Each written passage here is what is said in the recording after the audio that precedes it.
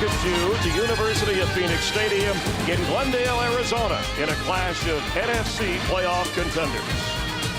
Hello and happy Halloween from all of us to all of you, along with Super Bowl winning head coach Brian Billick. I'm Chris Myers, and we're glad you're joining us. And if people weren't paying attention, Brian, to the 4-2 Buccaneers during the week, well, they perked up when their head coach Raheem Morris said we're the best team in the NFC.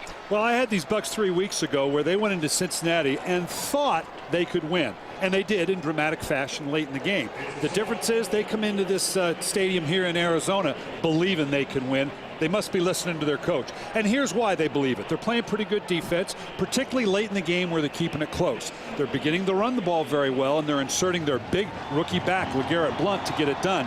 But mostly they're confident because the second-year quarterback, Josh Freeman, he's the reason they believe they can win. Quarterback the story in Arizona, young Max Hall, 25-year-old undrafted rookie free agent out of Brigham Young, gets his third start. He was knocked out of last week's game with a concussion, but he's their guy today. Well, Arizona's a team of times, and by that I mean they play pretty good defense. They take the ball away sometimes. They want to run the ball, and they're inserting their big back, Beanie Wells, to do that, and they've run the ball sometimes. The problem is at the quarterback position, they haven't played well at all at any time. Now, Max Hall's going to get the start after a horrendous game in Seattle, but he's got a couple things going for him. He gets Steve Preston back to team with Larry Fitzgerald. He's at home, and they're playing a fairly basic defensive package against Tampa Bay. If Max Hall wants to continue as the quarterback, and if these Cardinals want to win, he's going to have a good game. Will it be good times or bad times for Max Hall and the Cardinals? The roof is closed here in Arizona, 90 degrees outside. And the Buccaneers will kick off to get things going. You'll note that the Arizona Cardinals are wearing black jerseys, appropriate for Halloween. Ken Whisenhunt in his 4th year as the head coach of the Cardinals, twice been to the playoffs. Rod Stevens howling back to return the boot from Connor Barth. The Bucs trying to win their 5th consecutive road game, which would equal the franchise record.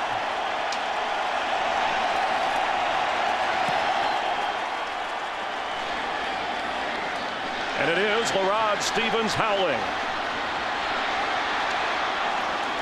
Out to the 25-yard line where the offense will take over. Corey Lynch making the stop, and Max Hall, referred to moments ago by head coach Brian Billick, his 3rd consecutive NFL start, and with him Beanie Wells, who gets his first NFL start over Tim Hightower, who will see some action on the offensive line. That left side, Levi Brown, Alan Faneca, the veteran, setting the stage.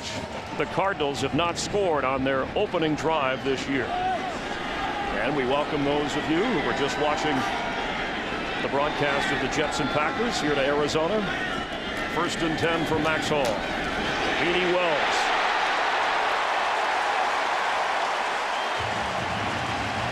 It was Sean Jones and Cody Grimm from the safety spot bringing him down. 1st down Cardinals.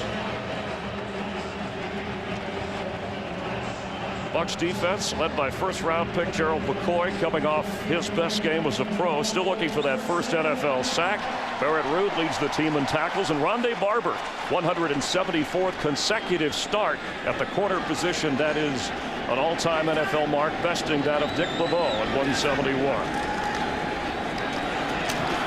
And off just short of the 40-yard line to Rod Stevens howling. It'll be 2nd down. Well, clearly Arizona wants to run the ball. Keep in mind that Ken Whisenhunt comes out of that Pittsburgh Steeler mold of play good defense, run the ball. Got adapted a little bit with Kurt Warner at quarterback, and you can understand why. But if they're going to help Max Hall become the quarterback they think he can, they've got to get the running game cranked up. They've started out with 2 runs. On 2nd down and 10.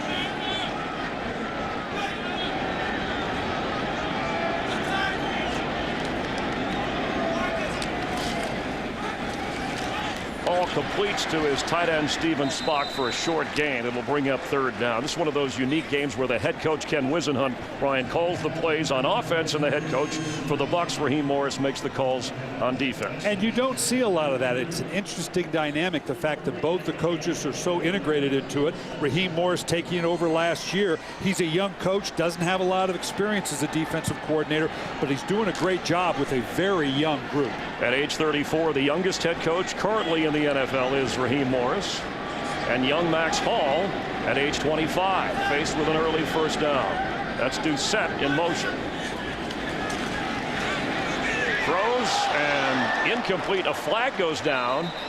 It was intended for early Doucette. And it looked like Rondé Barber had a chance to pick one.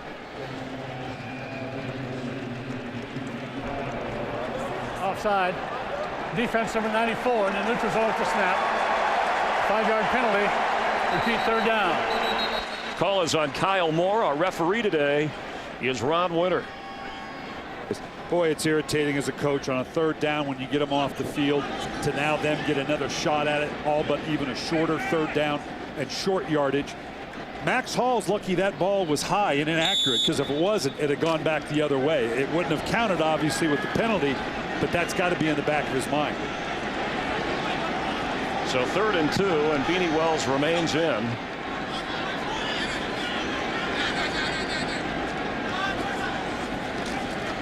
Hall's pass complete for a first down at midfield as Beanie Wells makes the catch.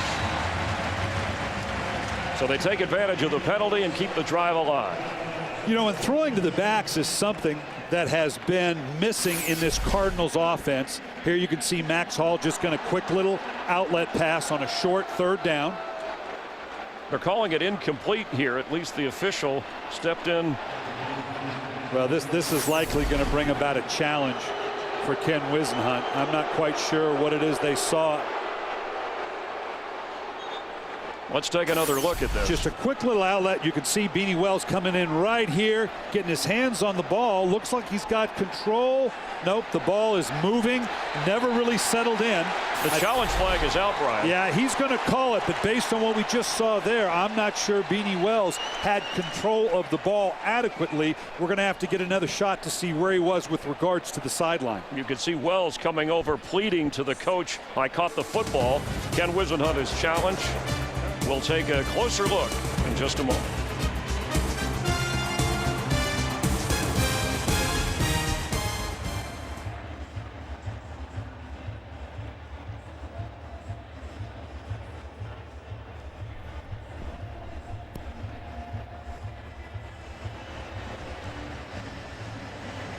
Well, I think you're going to see here on the replay, I think the Cardinals are going to lose this challenge. You can see Beanie Wells coming out of the backfield here, and I want you to watch the ball as he approaches the sideline. He has it there, but he never has complete control. It is moving around as he moves out of bounds. I think the Cardinals, you can see right there clearly, I don't know that he gathers control enough before that left foot steps out of bounds. It would negate a first down. Cardinals are 1 out of 2 in challenges this year, all-time 35%. And Geno Hayes was there to make sure that it was a difficult catch for Beanie Wells. As we're waiting for the call here, I started to make, and you can see here obviously the rules that if you lose it, obviously you're going to lose the timeout. If you get it back, you're going to have to win the next one to get the extra challenge. But the point I was making before the call, the backs are a missing component of the passing game for the Cardinals. Last year, it was a huge part of what they did. Both Beanie Wells and Tim Hightower had better than 60 receptions. All right, we're going to hear what they have to say. So far, that hasn't shown up for them. They're both together under a dozen or so receptions between the two of them. Ron Winters out from under the hood. After review, the ruling on the field is confirmed. The player is juggling the ball.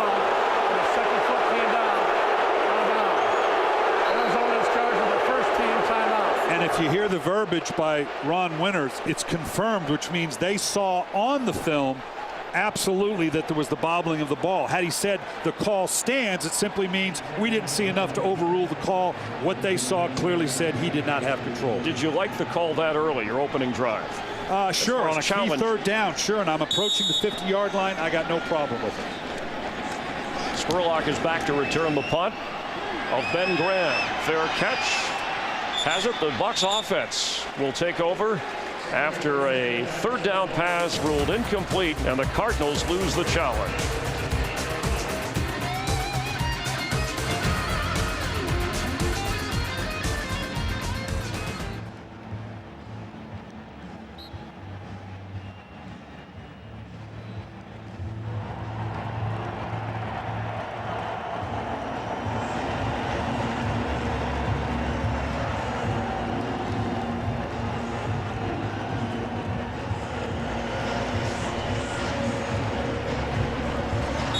Halloween in the desert, the NFL on Fox, and the Bucs their first crack on offense. The division-leading Atlanta Falcons have a bye week in the NFC South. In the NFC West, the Seahawks are playing now. The Rams and the 49ers have already won.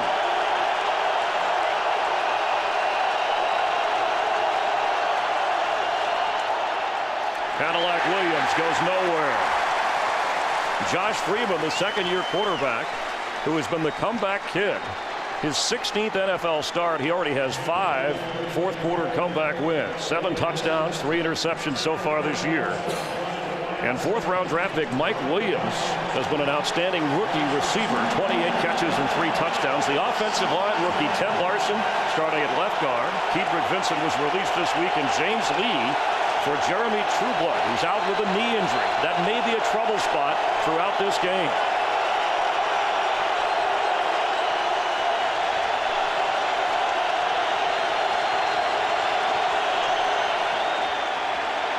Freeman, it's in the air. Incomplete.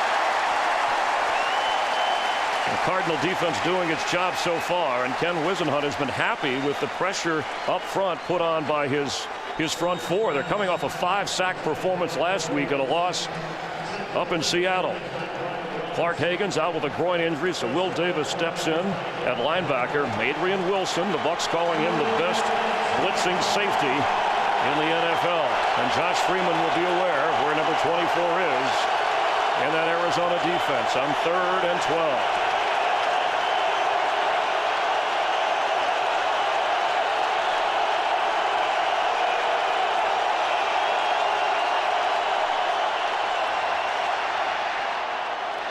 Complete but short. Mike Williams making the catch. It'll be a punting situation, and Brian, as we check the scoreboard, an impressive road win for the Packers. It is. It doesn't look impressive at 9-0, but I guarantee you Mike McCarthy's loving it. And look at the Washington-Detroit score. Detroit we've been talking about for a while. Good team. Buffalo and Kansas City. Interesting matchup here. This thing going into overtime. And John Kent is struggling. The Cowboys still with just 1 win on their way to losing to the Jacksonville Jags. So Robert Malone, the 3rd different punter that the Bucs have used this year. A quick 3 and out. He lines it where Roberts is back and watches it go out of bounds around the 40-yard line of Arizona. So Max Hall will get another shot when we continue scoreless here in the opening quarter.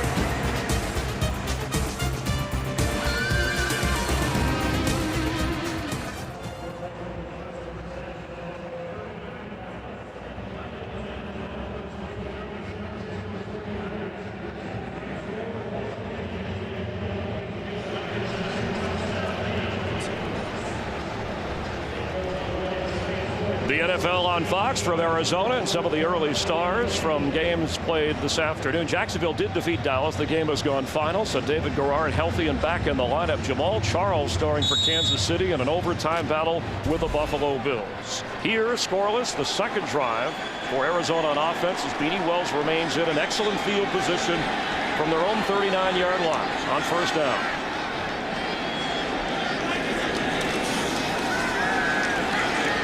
Going deep for Larry Fitzgerald, incomplete. Interesting contrast of these 2 quarterbacks, Chris. We're talking about Josh Freeman, one of the biggest quarterbacks in the league at 6'6", Josh Hall at 6'1", and that's liberal 6'1". But the size of the hand, this is Josh Hall's hand. Max Hall, excuse me. 3 fingers to get into the laces. You can see with a Josh Freeman, just the 2 fingers may seem like a little thing. Max Hall, one of the smallest set of hands coming out of the draft last year. This is part of the issue that Max Hall has to show he can overcome. On 2nd down 10, let's check the grip he has on this. It's Roberts to the left side. They're going to hand it to Wells. Powers for a few, and that was something Ken Whisenhunt told you in the rain in Seattle that he wished he was more aware of when you think of the difference between not only the NFL football and the college ball, but then the slippery ball with small hands and the official not necessarily covering the ball. No question about it. You know, we measure everything at the combine these days, and hand length is part of it, and the idea obviously that a small hand is going to have a tougher time gripping the ball. Also brought up an interesting idea that the fact that the umpire is in a different position, the ball doesn't get covered as much, and therefore it is wetter than it normally would be. So another 3rd down for Max Hall. Eric Rood, who takes in the defensive signals, the middle linebacker for Tampa Bay. Pass is complete, and for a 1st down. Wells holds on rather cleanly this time. Brought down by Cody Grimm, the son of Russ Grimm, coach on the Cardinals sideline. Not unlike the throw that we saw earlier. They had a curl route down the field. Max Hall waiting on the curl, not liking it, and now just leading. Beanie Wells out a little bit better thrown ball. Anytime you can get a big back like this out on air, it's a positive, and a 3rd down conversion for him. So 1st and 10 from now, the 43-yard line of Tampa Bay. Tim Hightower checks in, and Hall goes back into the shotgun. Fitzgerald splits out to the right. Steve Preston is on the left. Hall to throw. Down the middle and incomplete. He led Fitzgerald too much. And you can talk about Max Hall's grip and his moxie and what Ken Whisenhunt likes about him. He was clear when the coach spoke to you, Brian, that, hey, we're trying to win now. This is not down the road. We think he gives us the best chance, and if he develops along the way, well, that's what he has to do. Some people have conjectured that, you know, we're just about developing Max Hall. No, if they thought Derek Anderson could win games for them, they'd have Derek Anderson in. They believe that Max Hall gives them the best chance to win. We're going to find out. And Anderson, the backup. Whisenhunt said he did what he had to do last week, coming in and sparking the team. On 2nd down. Hall's pass connects to Fitzgerald. 1st down.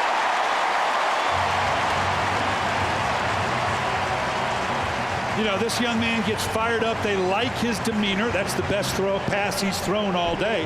I'm a little surprised by the amount of gun snaps he's taking so far on 1st and 2nd down. They possibly think because of his size, getting him away from center easily in the gun position might lend itself better to production. But here with a nice play action fake, that's tough for a smaller quarterback to come out of a play fake blind and throw it down in the middle of the field. And they're moving the receivers around as Breaston goes out to the right on 1st and 10. That handoff to LaRod Stevens. Howlett inside the 20 of Tampa Bay. And let's get an update on some other activity and check in with Kurt Menefee. Kurt.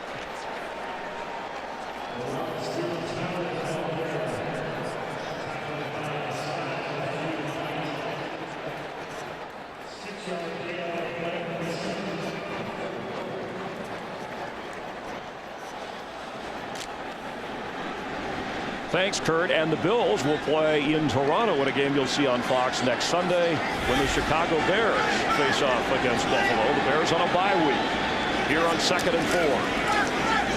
They hand it off to Preston. 1st down. Steve Preston to the 6-yard line.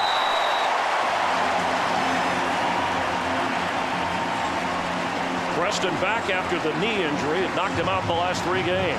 And this is just called a ghost reverse. You're going to see Preston come into motion back into here, ends up behind the play. You're going to see him hand off to the running back off that same action at some point. They have missed this, not having Steve Preston in the offense. Now it's got him inside the 15-yard line. Tight end Ben Patrick threw an excellent block to help make that happen. So Beanie Wells checks back in. 2 tight ends. Preston lines up tight in the formation on 1st and goal, Cardinals. Wells got a lot of running room, although he powers forward, and the Bucs, Barrett Rood making the stop, have been run on consistently this year.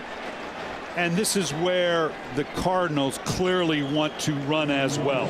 You can see here the red zone efficiency of the Cardinals. It's all about touchdown percentage, field goal percentage, but the nature of the game, the way they want to win, I'd be very surprised if they don't pound away here trying to get it into the end zone. In 26 quarters for Max Hall, they're still looking for their first rushing or passing touchdown with him guiding the offense. They're spreading it out into 3 wides like they want to throw. It'd be interesting to see if they want to hand off a quick trap or draw. Hightower, fake, Hall throws, end zone, Fitzgerald, touchdown!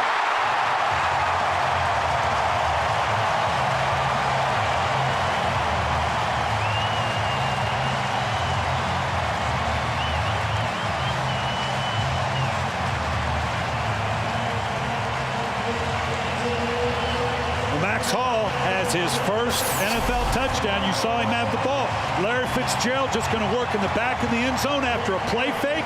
Started to crack on the linebacker, slipping in behind it. Max Hall, that's one that's going to go up on his trophy case. You better believe it. E.J. Biggers, the nickelback, beaten on the play, and the extra point gives the Cardinals a 7-0 lead. So Max Hall delivers. Larry Fitzgerald with his 3rd touchdown catch of the year. 7-0 Cardinals.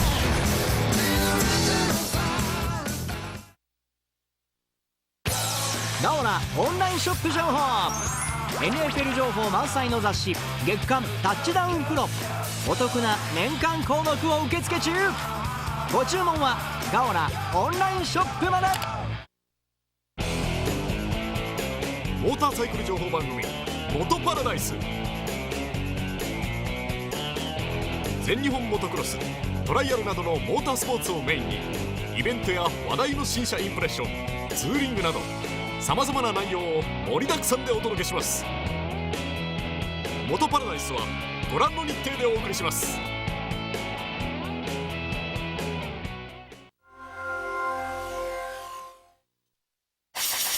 ガオラのおすすめホームタウンの声援を背に白熱するプレー熱狂と興奮がゲームを面白くするプロバスケットボール BJ リーグ1011頂点へ16チームの飽くなき戦い筋書きのないドラマがブースターの心に刻まれる感動が詰まった BJ リーグ好評放送中詳しくはガオラホームページまで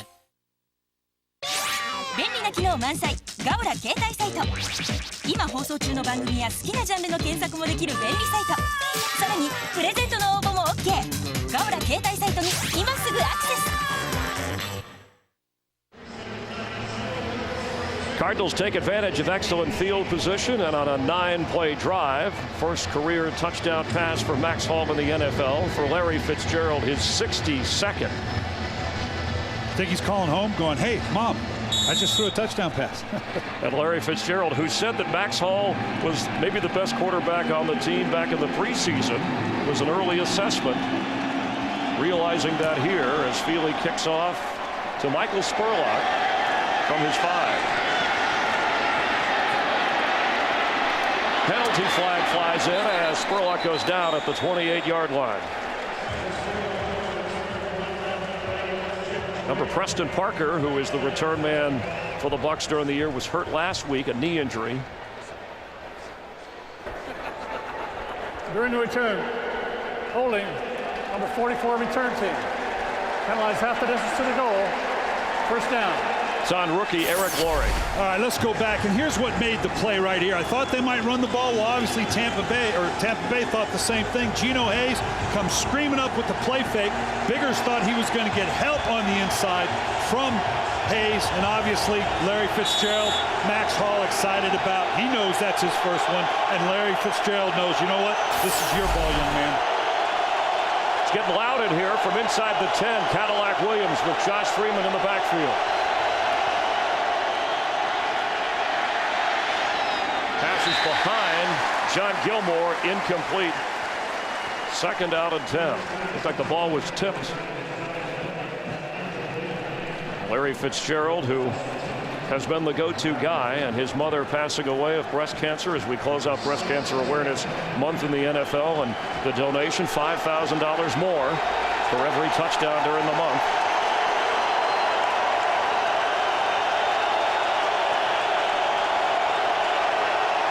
2nd and 10. Cadillac Williams nowhere. 3rd down. Maybe a 2-yard gain. Well, we really thought that we would see a lot of pressure from both teams on these young quarterbacks. And here, Adrian Wilson, there's no one better in the league to bring pressure with. And when you bring them down the box, they're there not just for pressure, but for run stopping. You get a 1-2 punch with Adrian Wilson. Now it's put Josh Freeman in this Buccaneer offense in a 3rd and long.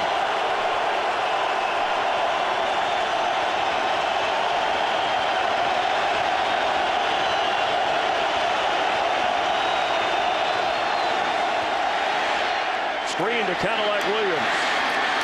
He'll be short of the 1st down. Saw a lot of finger pointing from Josh Freeman before the snap.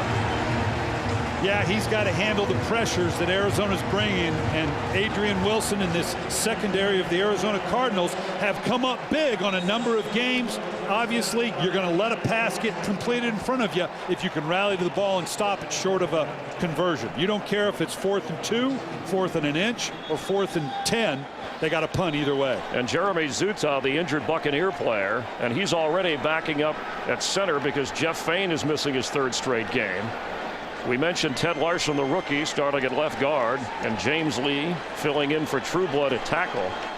Now, this would be a severe blow to an already beat up, revamped offensive line for the Bucs. So it's another punting situation for Malone. 2 3-and-outs by the Bucs offense so far. Andre Roberts back to return. Had the costly muff punt last week in Seattle, but Ken Wisenhunt praised his play as a receiver in the game.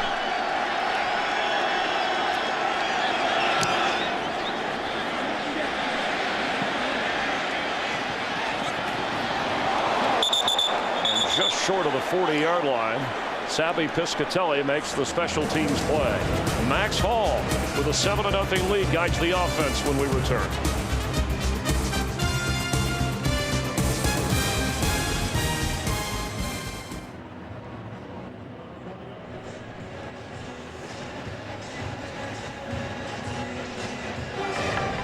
Tonight, game 4 of the World Series. Giants trying to regain the momentum. They have a 2-1 lead over the Rangers, who won at home. Coverage of the World Series begins tonight after football in high definition only on Fox. It'll be Bumgarner against Tommy Hunter. Spend Halloween watching the World Series. Here, Max Hall with a 7-0 advantage leads the offense, and again, excellent field position from the 40 on 1st and 10. He keeps, and Gino Hayes throws him to the grass. Well, that was just a missed handoff.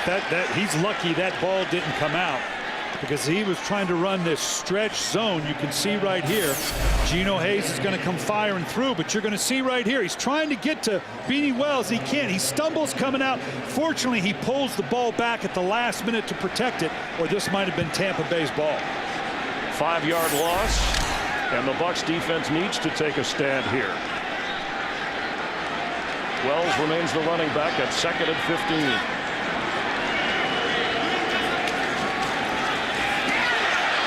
It's intercepted. He threw it right into the hands of Gino Hayes, and Gino Hayes has a touchdown, Tampa Bay.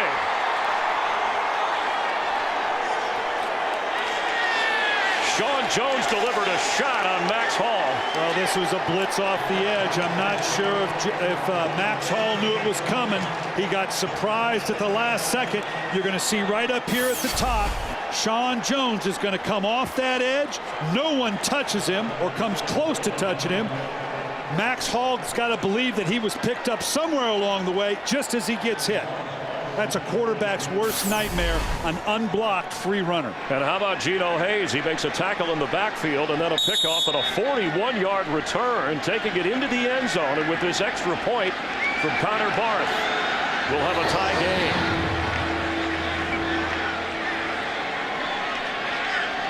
It got quiet in here.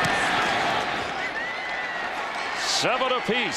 So Max Hall learning the highs and lows of life in the NFL as the Bucs defense celebrates.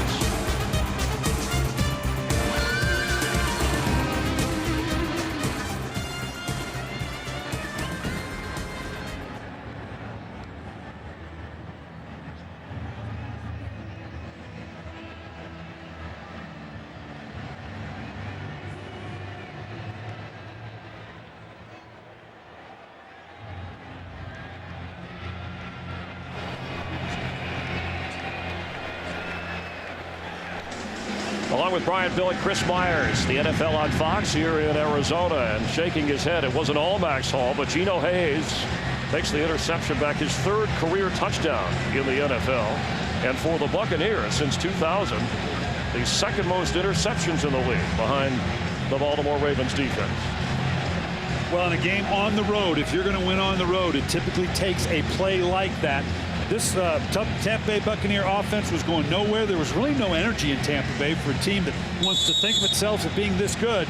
They've got some energy going now. So Connor Barth will kick off to LaRon Stevens howling in an explosive first quarter already. On the run. Stevens howling across the 30-yard line, first down. Let's go back to this, Chris, because this is all Beanie Wells. You're going to see Sean Jones come off the edge. Go ahead and let it run. And you're going to see the tackle now. He's got to take care. Stop right here. The tackle's got it secured in here. The running back has to read 1 to 2 in any pressures to protect his quarterback, and he does not. Beanie Wells has had 2 issues to find his way in the lineup. Fumbling the ball and in protection. The lack of knowledge of the protection cost his team there. It was a low wobbly pass, but an excellent interception on the part of Hayes. He went low to the ground to gather in the football and then return. We have an injured player down on the field following the kick. All the way out to the 33-yard line is where the Arizona Cardinals will take over on first down. So if you're Max Hall, Brian, you've already seen a lot in this game. You complimented his play on the handoff, protecting the football, but then maybe does he just eat that football in that situation? Yeah, but he had no idea. It's tough on a quarterback in that he knows the protection scheme. He knows he should have been picked up. What he didn't know was his running back was going to blow it and not take the guy off the edge and get blown up on the backside. Fox football coverage doesn't end when the games are over. Afterwards, stick around. Kurt, Terry, Howie, the guys, interviews, highlights, and a look ahead to next week. America's #1 postgame show, The OT, presented by Lowe's, coming up after the game only on Fox. And, of course, baseball after that. Savvy Piscatelli, backup safety, the injured player. And we'll check on that as well as Jeremy Zuto when time permits. But right now, Beanie Wells remains in as the running back. And carries to the 35-yard line. Roy Miller makes the stop. Well, I commented earlier that I was a little surprised because it seems like the defenses were being a little more passive. We anticipated a lot of pressure against these young quarterbacks, but we've seen 2 pressures now affect the game, most notably that last one. We've also seen pressure by Adrian Wilson against the Tampa Bay and Josh Freeman. Raheem Morris, who when he took over calling the defense late last year, is when the Buccaneers started winning games. Handoff to Wells and brought down a good tackle by Cody Grimm, the 7th-round draft pick out of Virginia Tech, who has worked his way into the starting lineup. Well, and Cody Grimm is the guy they really want to drop down into the box. They will rock and roll a little bit trying to hide it, but if Savvy Piscatelli can't come back in, that may limit it a little bit. But Grimm is the one they want to drop down into it. He's their poor man's John Lynch. I don't want to put him quite in that category yet, but he's a good physical player that knows what to do when he gets down in that box. Arizona 1 out of 2 on 3rd down tries today. This could be a momentum shifter for Hall.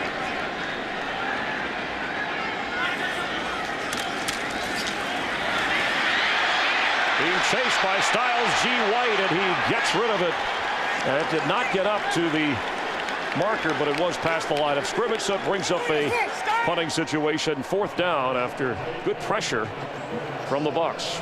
And this is just 4-man pressure. They didn't blitz. They didn't bring a linebacker. Anytime you can see here, the backers are back off the ball. They just bring a 4-man rush, and off the edge, Max Hall is waiting, steps up into the pocket, climbed the pocket like he should. No place to go. If Tampa Bay can continue to get pressure with a 4-man rush, it's going to bode very well for them defensively. Good pressure on the punt as it goes out of bounds. We mentioned earlier that it was Breast Cancer Awareness Month. Larry Fitzgerald through the month of October. Let's check in. We welcome from the field Jamie Maggio. Jamie? Hey, Chris. All right. Thank you. Bucs 4th-year linebacker Adam Hayward lost his mother, Pauline, to her battle with breast cancer back in 2004. So now at the start of every game, he kneels at the 50-yard line. He thanks his mother for watching over him and asked for the strength that she had during her battle with breast cancer. Now, he said that his loss has enabled him the ability to touch the lives of so many people, which of course he knows that makes his mother proud. Chris, Brian, back to you. Thanks, Jamie. And he is an inspiration, a terrific special teams player and appreciated by his teammates. Jeremy Zutov back at its center on first down from the 30. And LeGarrette Blount carries for the first time today. The rookie picked up on waivers from the Tennessee Titans. Kareem Huggins was injured. They brought him in. Undrafted out of Oregon, but a guy that the Bucs had their eye on prior to the draft. This is the chess match we're talking about, Chris, with the coaches being the play callers. Ken Wisenhunt calling offense for the Arizona Cardinals. Defensively, you've got Raheem Morris, but on the flip side now, you got Billy Davis trying to dial up just the right play calls of passive zone or aggressive pressure against his Tampa Bay team. Blount carries again. Penalty flag goes down, and Blount goes down. Eventually, inside the 25, Adrian Wilson wouldn't let him go. Tampa Bay is just struggling to get its running game cranked up. They've inserted, had a big game last week. Offside. Defense number 55. And the loop is off the snap. A 5-yard penalty. Repeat second down. That's on Joey Porter. Boy, just up here, this is lethal. You've now just turned a 3rd and 15 into a 2nd and 5. Gets just the most subtlest of early jumps on the ball. Hard to recognize whether he was truly offsides, but boy, played right into the hands of Tampa Bay. Porter playing with a sore groin, and remember, Clark Higgins is out on the other side with a groin injury. So Cadillac Williams is out as a receiver. Ernest Graham is in on 3rd down. And Aurelius Ben carries from the receiver spot and goes nowhere. Correction, that was 2nd down. Now it will be 3rd down for Tampa Bay. Aurelius Ben, the rookie receiver out of Illinois, drafted ahead of Mike Williams, and hasn't done that badly. It's just that Williams has been such a star for Tampa Bay. Their offense looks like they're playing it safe here, Coach. And they are. And although that little reverse is something that you see a lot in the college game, this is a young receiving corps. When you talk about Aurelius Ben, Mike Williams, or really obviously the tight end Kellen Winslow in year 7 is the grand old man of this group. On 3rd down.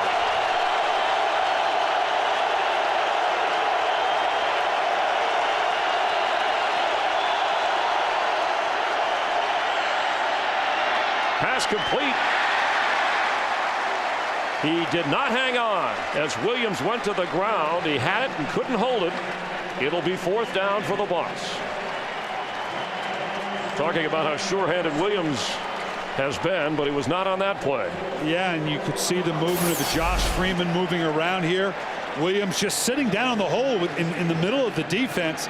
Hard to understand how you don't come up with that one. Josh Freeman has so much faith in Mike Williams' ability to come up with the ball. That's hard to understand that one there, even whether he's a rookie or not. So Malone comes on again to punt. A high kick. And Roberts, fair catch. And the Arizona Cardinals will take over on offense. We are tied at 7 as we enjoy a little Halloween NFL from the desert. Along with Brian Billick, Chris Myers, and the big defensive play for the Bucs so far. Both quarterbacks playing rather hesitant, at least it looks that way. Well, and it came off of pressure, and we thought that's the way this was going to be. A lot of pressure from both defenses, not only to stop the run, but to see if these young quarterbacks can pick it up. So far, Tampa is one up because the Arizona Cardinals couldn't pick up the one pressure that they brought off the edge that led to the touchdown. And the turnovers, the giveaways that have killed the Arizona Cardinals this year. They had 5 last week. Heard them here when Gino Hayes ran the interception back. Ball hands to Beanie Wells. Let's get a game break. Here is Kurt Menefee. Kurt?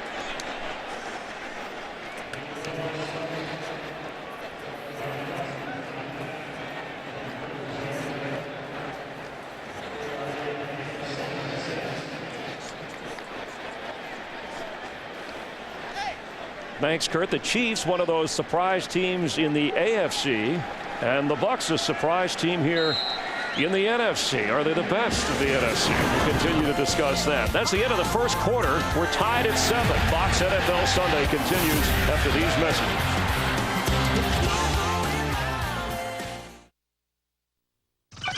Prime Shopping. 細く引き締まったウエストライン、あなたは憧れるだけですか？たるんだボディにカーツ。いいっすこれなんかあでもこれ腹筋してる時と同じ。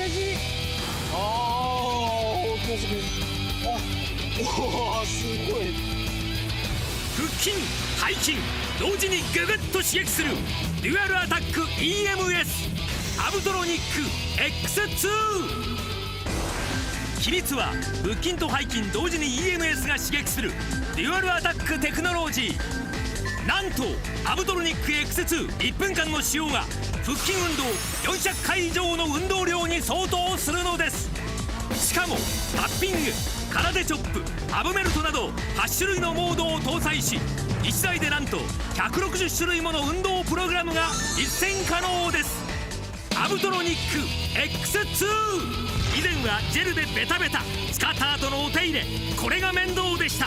そこでアブトロニック X2 は日本仕様、ただ貼るだけ、繰り返し使える便利なジェルシートを4枚セットにしてズバリ9800円。でも気になるのはお腹周りだけじゃない。そんなあなたに今回は拡張ユニット、腕足用ベルトをお付けしたパーフェクトセットもご用意しました。しかもジェルシートをなんと12枚お付けして特別価格12800円でのご提供です。さあ今すぐお電話ください。お申し込みは24時間いつでも受付の無料通話 0120-539-639 番までどうぞ。皆様からのお電話お待ちしております。 Back live here in Arizona on Halloween. Max Hall, second down 7 from the 26-yard line. Preston in motion.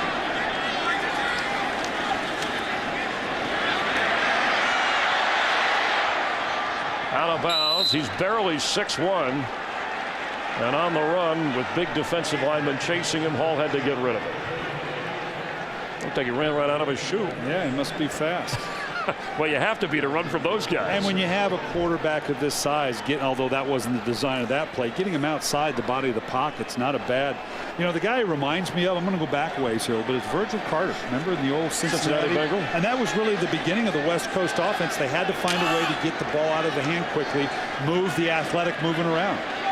Still wait. There's a thing out called a shoehorn. On third down. Hightower is in.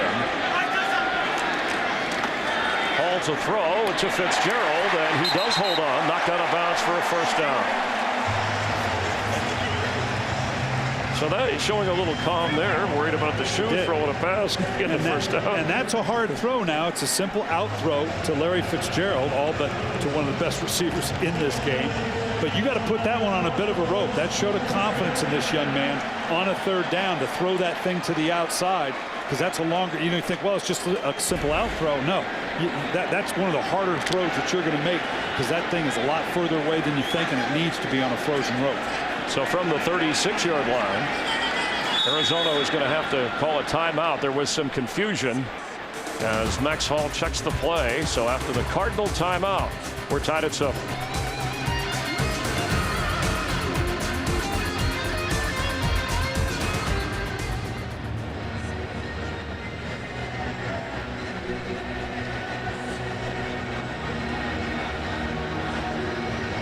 We're tied at 7, and looks like the shoe is in place for Max Hall.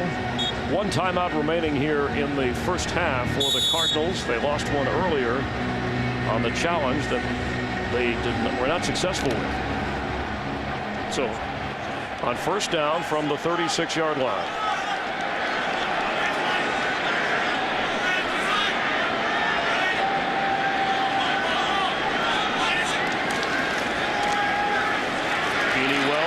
Brought down at smothering defense. Quincy Black led the charge. We saw Larry Fitzgerald run a nice route moments ago. Yeah, it was an out route. And this is just a 3-route in every offense known to man. The 3-route route here is a 10 to 12 yard rolled route, and that's a long old throw, trust me.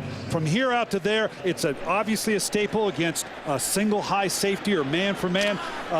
You've got a situation with Larry Fitzgerald, could be one of the best ever to play the game, and obviously a nice straight arm throw from Josh Hall. Max Hall. That's right. Max Hall. Josh Hall's a good friend of mine, by the way. Oh, well, Josh, thanks for watching as well as carries. We should mention that combination from that route tree. Larry Fitzgerald having a touchdown catch earlier in the game for Max Hall, the first NFL touchdown pass by Max Hall. And Larry Fitzgerald has faith in Max Hall. He probably would in Josh Hall as well, but he doesn't know Josh Hall. You're just joshing. Max Hall is a guy that he felt like, as you mentioned in training camp, is a guy that could lead this team.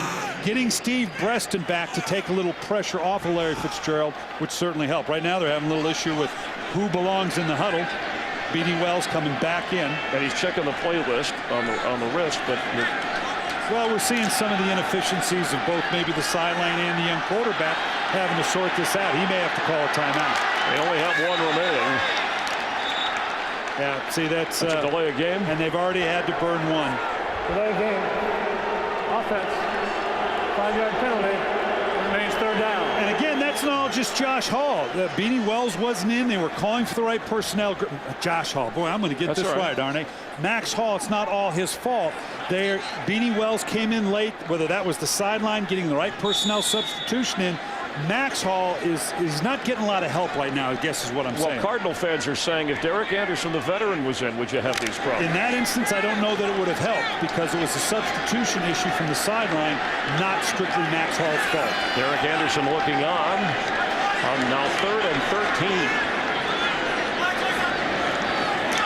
Max Hall to throw for Breaston, and he wasn't open. No flags. A punting situation. Akeem Talib with excellent coverage on Breaston to get his first game back after the knee injury. You know, you said earlier, Chris, that they talked about maybe condensing the game plan a little bit. Max Hall had a terrible game up in Seattle for a lot of different reasons, but it's little things like that that turns a 3rd and long, already long, into a 3rd and a ton that will kill a veteran quarterback, let alone a young rookie quarterback. Good pressure, but he got it away. Sammy Strotter back to return the punt and bobbles it. It's fumbled, and the Cardinals, it looks like they're on it. Quick to recover was LaRod Stevens howling. Well, the Cardinals were a victim of this on the road last week in Seattle, and here you can see the ball just bounces right out. Good coverage by the punt team. They were the victim. This is the way that they lost up in Seattle. Maybe it's poetic justice that they get this kind of short field now that they're home here in Arizona. Now, Sammy Strotter has worked as a punt returner, but Preston Parker has been their kickoff and punt returner much of the year, but he was hurt last week, which is why Spurlock is the kickoff return man. And Strotter back on the punt return. The muff punt. Cardinals have it. 1st and 10. You see if they throw the ball here to go after it. Jason Wright is in the game. He catches the pass from Hall. Let's get another game break. We head to Kurt Menefee. Kurt.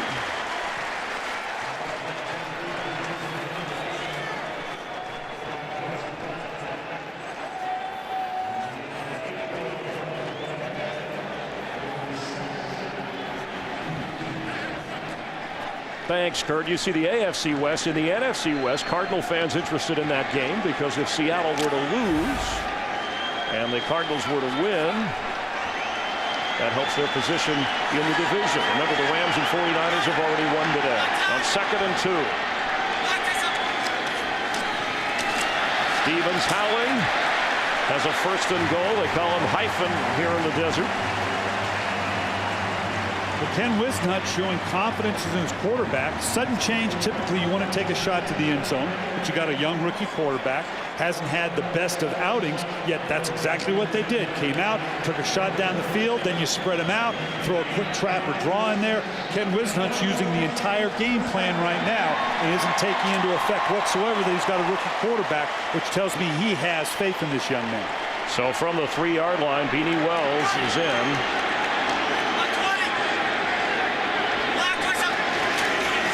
Beanie Wells powering, and the Bucs build a wall there, keep him from getting into the end zone.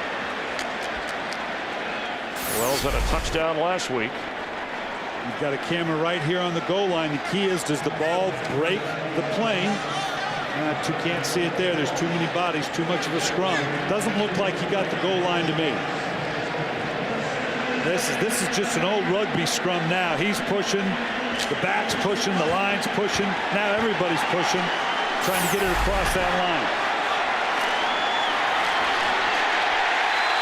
Beanie Wells has a Cardinal touchdown.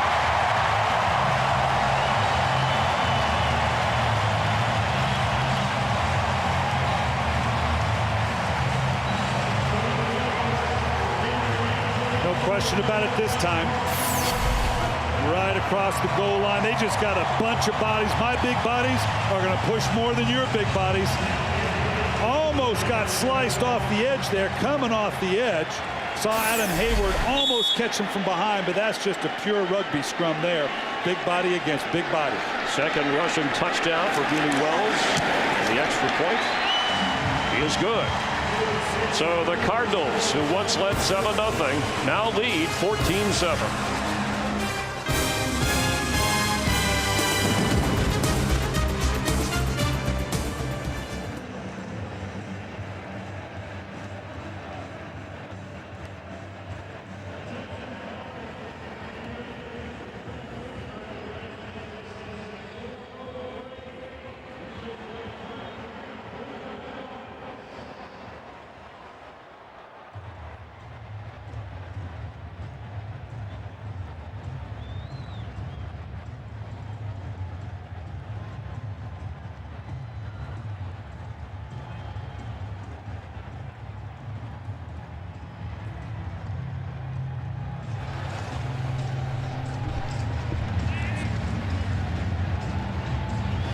Beanie Wells got the start and has delivered with a touchdown run. Earlier missed a block, obviously, that put pressure on Max Hall.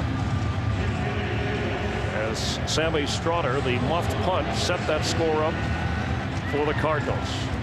Two teams in the NFC on Halloween trying to show they belong as contenders for the playoffs. Spurlock is back to return the kick from his own end zone, and he's going to down it, so he'll take over on the 20. A week from tonight on Fox, Halloween isn't over until the Simpsons say it is. It's an all-new treehouse of horror.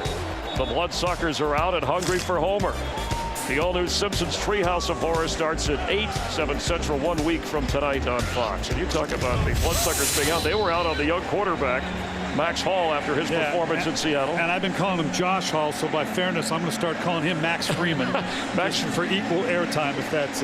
Max Freeman, that sounds like your agent. He does. That's my insurance agent, so I can come up with another excuse. Meanwhile... so whatever his first name, Freeman needs to kind of get this Tampa Bay Buccaneer offense going because they've been stagnant up to now.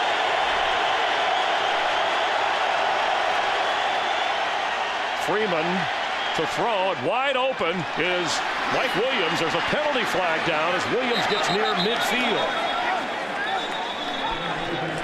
A 31-yard pickup. I'm going to be interested to see what this penalty is. There was no one near Mike Williams. Maybe defensive holding somewhere on the play. Or earlier. We'll have to see. Defense number 24. A penalty decline. Result of the play. Yeah, that may have been. He's just going to bring. This is just a boot and waggle. You're going to see Williams come all the way across the field. Adrian Wilson must have got a handful of Kellen Winslow, because there's no one near him there. That's all because of the play fake and the release of Kellen Winslow pulling the underneath coverage. So that call was on Adrian Wilson, and it's inside Arizona territory. That's Kellen Winslow going out to the right in the slot there for Freeman. Josh to throw, has time. Dumps it off to LeGarrette Blount for a short pickup. Blount in on a passing play. Paris Lennon brought him down, the leading tackler on this Arizona team. Defensive coordinator Billy Davis was concerned about Josh Freeman's size. He says we can get there, but I'm not sure we can bring him down. What we can do is get him to throw up a bunch of jump balls, and that's what they hope to do with their pressure package, because Billy Davis knows you can get inside on Josh Freeman, but bringing him down is a whole nother proposition. He's 6'6" and almost 250. Freeman on 2nd and 8. Blunt remains in the backfield.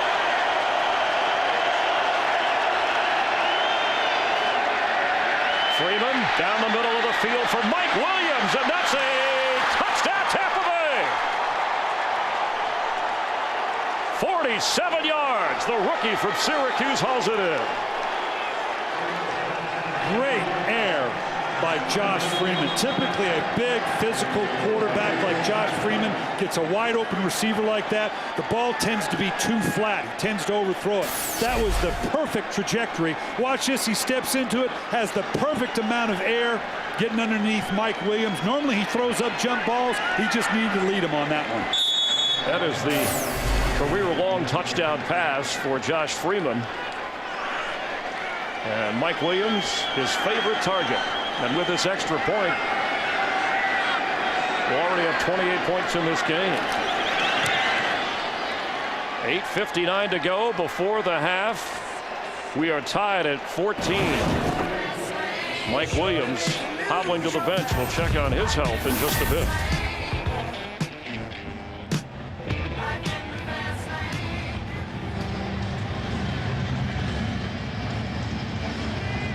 High-scoring affair so far. Mike Williams, his 4th touchdown of the season. That leads all rookies in the NFL, and he's walking around. He appears to be okay after limping off on that 47-yard connection from Josh Freeman. Hopefully that's just a cramp. The way he was moving off the field, it kind of looked like that. Hopefully that's all it is. So Connor Barth to kick off.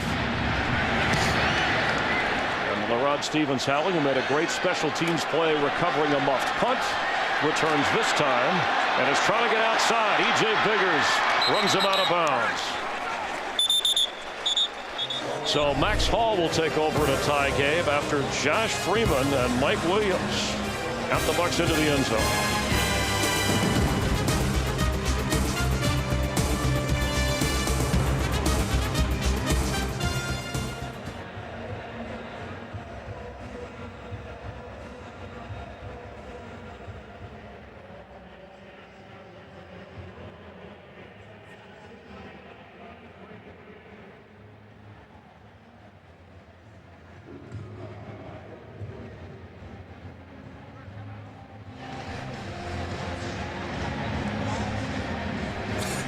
Hope you're enjoying the NFL on Fox from Arizona. Tied at 14. And taking over Max Hall on offense. Let's take a look at that right touchdown. here, I want you to watch Mike Williams go over the top, and as he gets down the field, go ahead and let it run. With a hard play fake, I want you to watch what it did to the free safety right there. Totally sucked up with the play fake. Toller thought he was getting help over the top and didn't. The pitch to Beanie Wells goes down short of the 25-yard line. 2nd down coming up. The Buccaneers have been a slow starting team. They've had to come from behind to win games. The Cardinals have won close games this year. When you look at the stats of these two teams, as Raheem Morris will tell you, stats are for losers. You say, how do these teams win games? Yeah, but the fact that they are 4-2, we thought this would be a tight game, Chris, when we started out, simply because they match up very well. They're not maybe the best 2 teams in the National Football League, but they do match up very well, and we can see we haven't been disappointed with the 14-14 tie. Hall under pressure dumps the pass. It's complete to Breston. Knocked down short of the 28-yard line. Geno Hayes, who's been all over the place. So it'll be 3rd down for Max Hall. Well, we've seen it by happenstance and now by design, getting Max Hall out of behind the protection for a couple reasons. You want to move the quarterback around. You don't want the defense to get a beat on him. But a guy that's only 6 foot tall, 6'1", it's not all bad to get him out from behind those big linemen. And he was very clear about playing the worst game maybe he's ever played last week in Seattle before getting knocked out with a concussion. Hoping to bounce back at home. Pressure coming. He steps up, throws, completes, and has a 1st down. up near the 40-yard line to Breaston. This is a nice job by Max Hall. Rondé Barber comes off the edge. You don't always get everybody blocked up. He's already been knocked down one time. But now Max Hall, he knows, okay, sometimes I've got to deal with the blitzer. The key here is he knew he was a man short, that it was his responsibility. He stepped up under the protection scheme and converted on third down. Nice job by the young rookie. Those 25-year-old eyes did not have a look of panic. From the 40.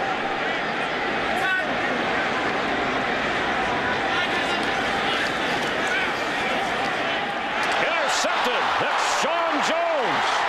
Correction, Aqib Talib. Aqib Talib has a Tampa Bay touchdown.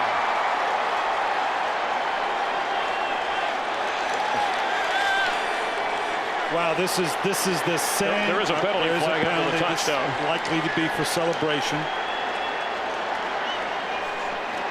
This was the same out throw that we were just complimenting him on to Larry Fitzgerald. The difference being this was coming from the far hash. I want you to watch where the ball starts here on this left hash. You're going to see the receiver running out route here. Excessive demonstration. That's just a long way to throw that ball. It was excessive demonstration. We're hearing from the official right now. But when you throw that out route from the far left hash, that is a long way to throw the ball. Stared it down just a little bit. And Aqib Talib went high in the air to grab that for his 4th interception, and like Geno Hayes, took it back into the end zone. 2 defensive touchdowns for the Buccaneers. That's the 35th defensive touchdown since the year 2000. Tied for 2nd most in the league during that time. And Derek Anderson is warming up. Just getting stretched. Now this may be Hall's trying to come in here and stop the touchdown. Just buckles a little bit. I don't know whether we see Anderson warming up because they're going to pull him or because maybe he got twisted up there a little bit. It looks like he's moving around. You know, when you throw that out route, and I said earlier what a difficult throw that is. Is that about arm strength? That is, and there's not but a handful of quarterbacks in this league, I will tell you, that can execute that throw from the far hash. Plus, typical rookie fashion, maybe held it and stared it down just a little bit.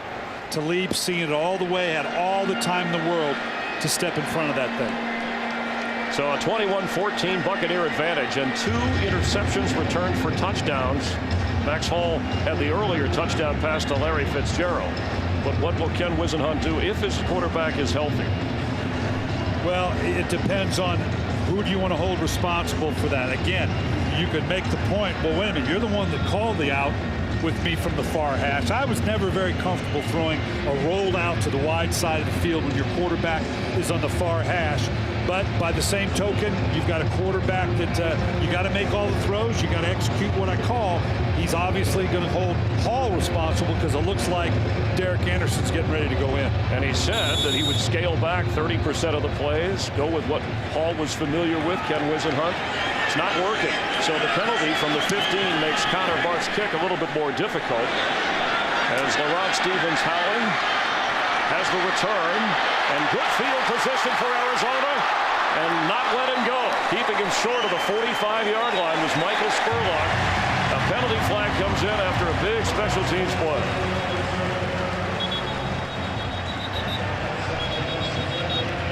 And this is going to be regrettable for whatever team it's against because it wasn't anywhere near the play. It looks like it was up near the 40-yard line. Let's see what they come up with. Bucs had 12 penalties last week. They have been very good in that department prior to that game. And remember, there was a conference call this week with the commissioner on, not just with referees, all officials, about getting it right and getting it right fast so they wouldn't drag out the game or the calls. After the play, there are 2 fouls. Personal foul, late hit, number 23. Personal foul, unnecessary roughness, number 54. Those penalties offset. Yep. First down. It's on Myron Lewis of the Buccaneers, and Gerald Hayes of the Arizona Cardinals, who is just activated for this game. And that's the official shooting the shot over the bow of the team, saying, hey guys, calm down here, neither one of you guilty enough. And here we see Derek Anderson coming in. Ken Wisenhunt has seen enough, felt like he has to go now with the veteran presence of Anderson. And when we asked Wisenhunt about Anderson, he said he did what I thought he could do, come off the bench and lead the offense last week, and that's what he'll have to do here. But he gets a chance earlier, trailing by 7. The handoff to Wells. First down inside the 45 of Tampa Bay. And immediate with them coming in with the veteran, Tampa gets into a shell defense.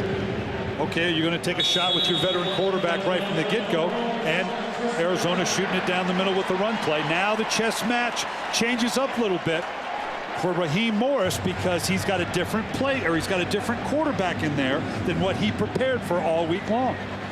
And with Derek Anderson, as you see Ryan Sims, the injured Buccaneer player, down on the field, it is not an injury to Max Hall. It is a coach's decision from the Arizona bench. Ken Wisenhunt going with Derek Anderson. Doesn't want to let this game slip through his fingers. They're at home against a team they feel they can beat. And here's the interesting thing for the Arizona Cardinals now and Ken Wisenhunt. You've made the change to Max Hall because you've said this gives us our best chance to win.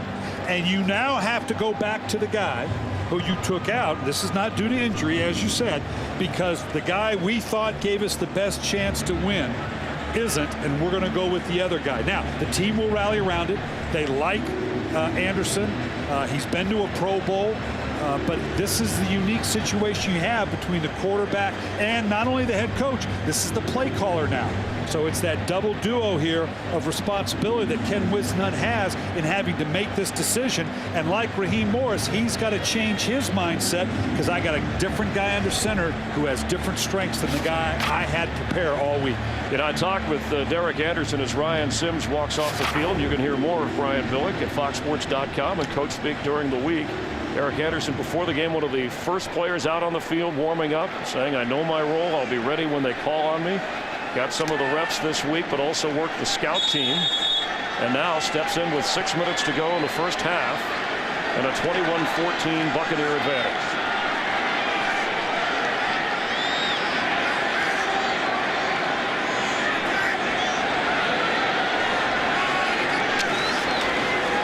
Anderson to throw for Breston. It's a catch.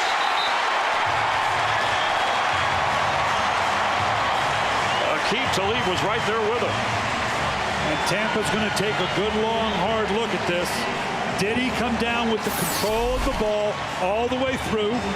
He's clearly in bounds. Nice jump by Breston. Is he juggling it? Does he have control all the way down? Feet are in. Well, I say that's a catch. He brought it in just at the last minute. Raheem is challenging. And it's worth the challenge. And again, let's go through the challenge.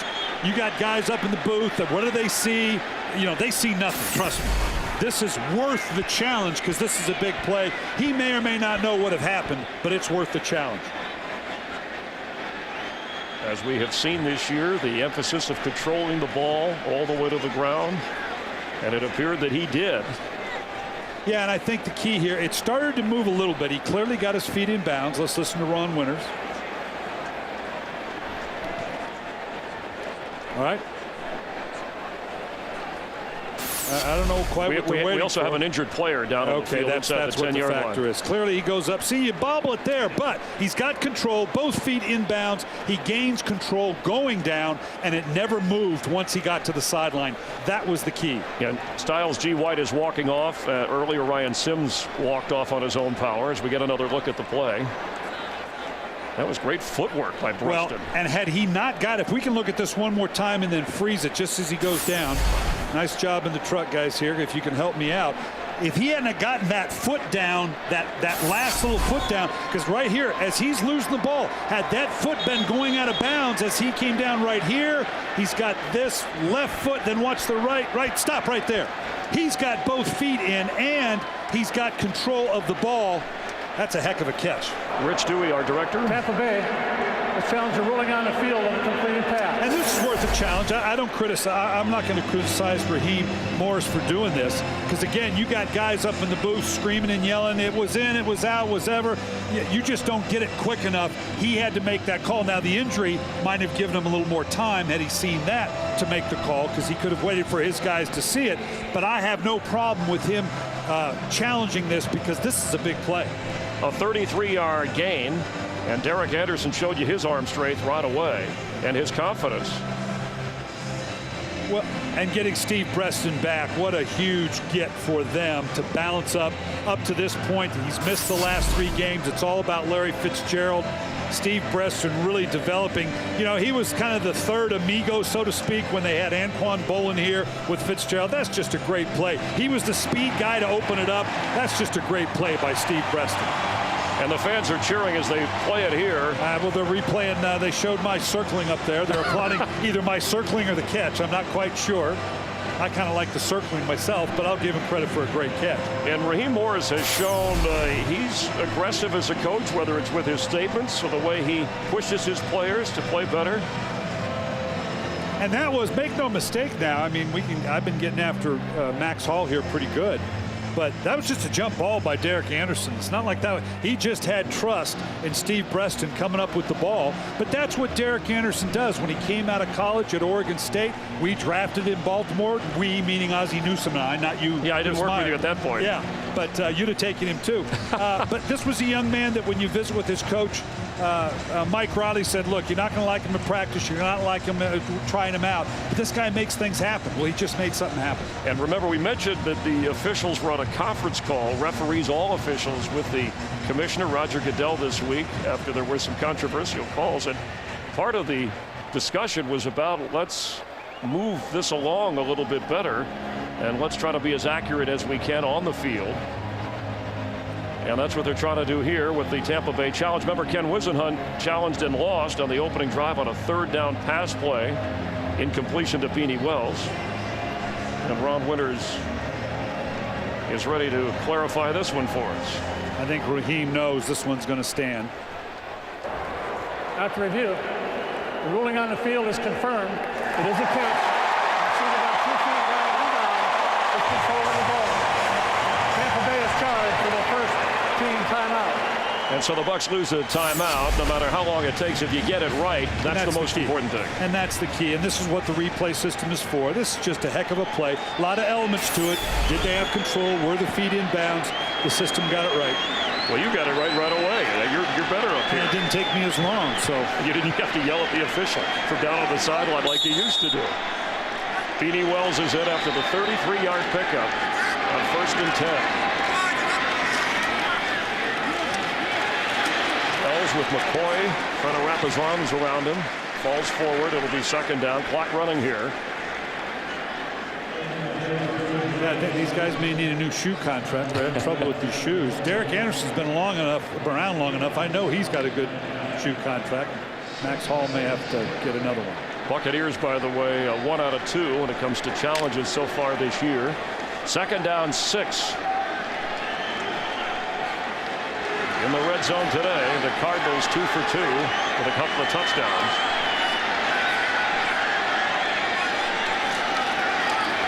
Wells, and the Bucs stop him short of the 5-yard line, so it'll bring up 3rd down.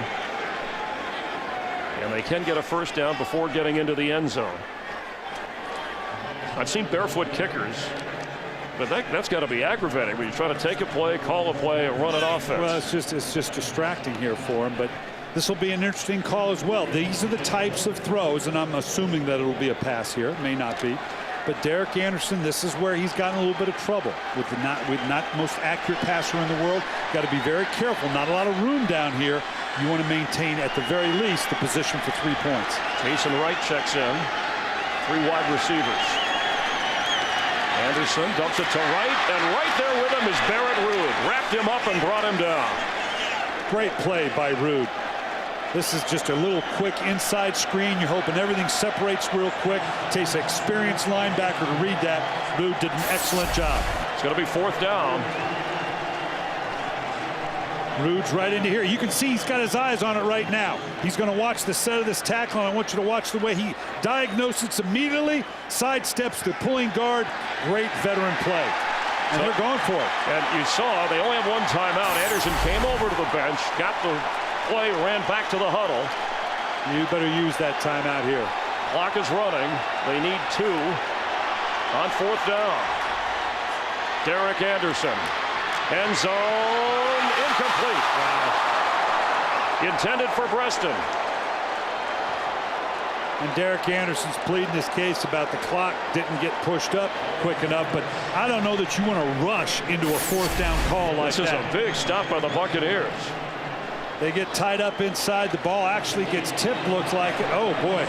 It must have just changed at the last minute because Breston just couldn't get his hands on it. Went off the helmet and an offensive lineman couldn't change. It changed the trajectory for Steve Breston. He saw it all the way, just couldn't pull it in. So after a big pass play got him down there to Breston, they fail on 4th down. The Bucs defense with a major stop with Cadillac Williams in his own end zone. Ernest Graham gets the carry, the fullback. Let's take a look at the pass and see where the helmet He had lots of time, and you're just going to see as the ball comes in, it's going to hit off the top of the helmet right here, just bounced right off the center. Faneca's, and Breston sees it. He's tracking. He's got his hands on it. Just couldn't quite pull it in. So now the Cardinal defense. This is a heck of a call here. This reminds me of Bobby Bowden saying that, hey, don't get nervous. One of us is about to score. Let's see how aggressive Tampa Bay wants to be with Josh Freeman.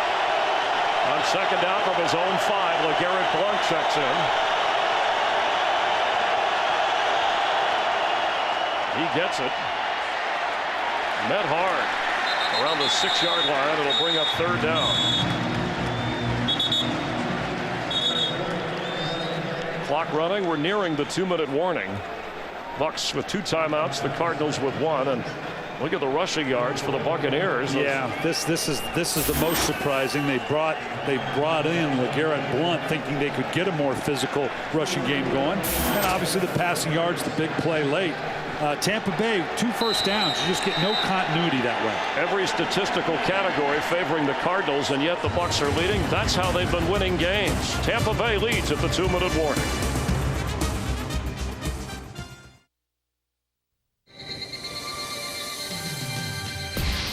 Kaidoラボ相川金也パックインジャーナル武田鉄矢の週刊哲学宮崎哲也のトーキングヘッズ他では見られないオリジナル番組が続々ジャーナリズム TV 朝日ニュースター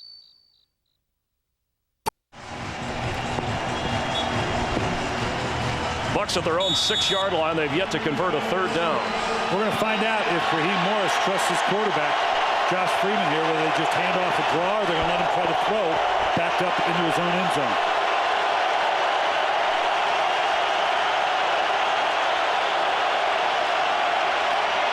LeGarrette Blount powers for what looks to be a Tampa Bay 1st down.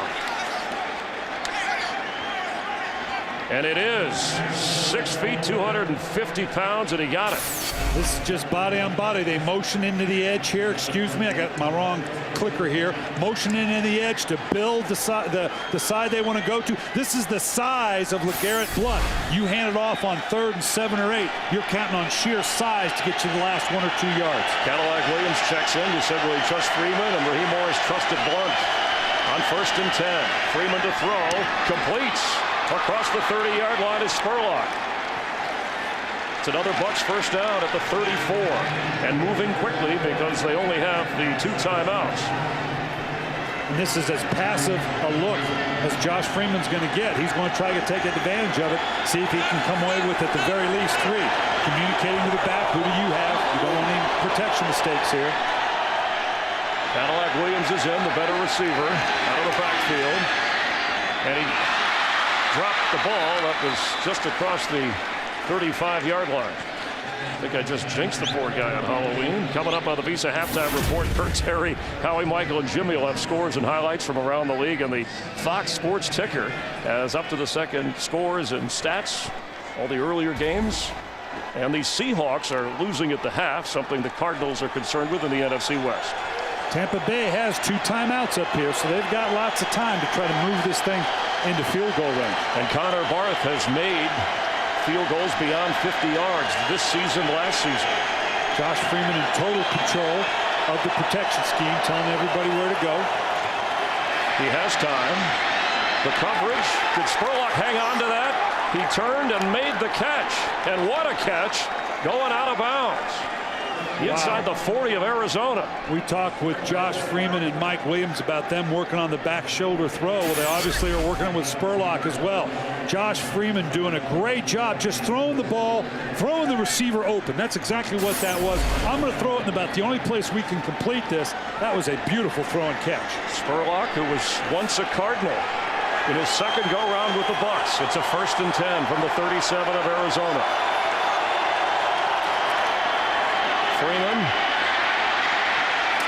through the hands of Williams. It'll be 2nd and 10. 40 seconds to go here. Well, that's 2 drops by Williams. I mean, people are talking about Mike Williams as possibly the rookie of the year. We've seen a 3rd down drop in the first quarter and a drop there. Josh Freeman needs a little more help than this. They need, what, another 5-6 yards to get into field goal range. You're close enough now. You don't want to dismiss touchdown. I've still got 2 timeouts, and I'm at 40 seconds. I've got plenty of time. And you can run the football if you have to get close. Here again, Josh Freeman with that young offense displaced line, getting everybody pointed out as to where they belong. Here comes the pressure. Freeman with time, and it's intercepted. That's Adrian Wilson. There's a flag down at the 36-yard line. Well, we'll have to see what this is. Adrian Wilson's already been called for defensive holding one time. Let's see if he got the advantage on the receiver this time because of that. As you pointed out, and as Josh Freeman told you in our meetings, I'm going to watch where 24 is. Pass interference. Defense number 24. Must have got his hand on him a little bit. Oh, that's a huge break for Josh Freeman and the Tampa Bay Buccaneers. So right now you're looking at a 52-yard field goal. That's makeable. And that now, obviously, with the penalty, they're going to walk off the penalty here in a second. Stops the clock, which is the best part of it. Gives you the 1st down. But now you got to keep in mind, you can't let yourself get sacked out of field goal range. That's got to be a part of the play calling. They're reconvening here. I'm not quite sure what they're. Josh Freeman is talking with the official. They're pushing the clock. They had to give him time. 33 seconds, 2 timeouts. You got lots of time, but you want to be careful. You can't get sacked into a longer field goal attempt here, so that has to be a part of the play call. Connor Barth is 10 out of 12 this season. His career long is 54. His season long is 53. Looked like they were going to have pressure in here. They brought some pressure, but then they rolled off. You can see right there. Must have been just a grab just as he came out of the break. Mike Williams on the right for Josh Freeman. Cadillac Williams is helping him out in the backfield for protection, as you pointed out.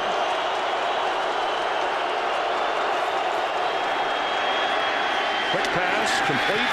Trying to get out of bounds, and he does. It's Kellen Winslow near the 30-yard line. Good usage of the clock. With 2 timeouts, normally as you get underneath 18 seconds, you need 18 seconds to what's called bingo or rush your field goal unit on.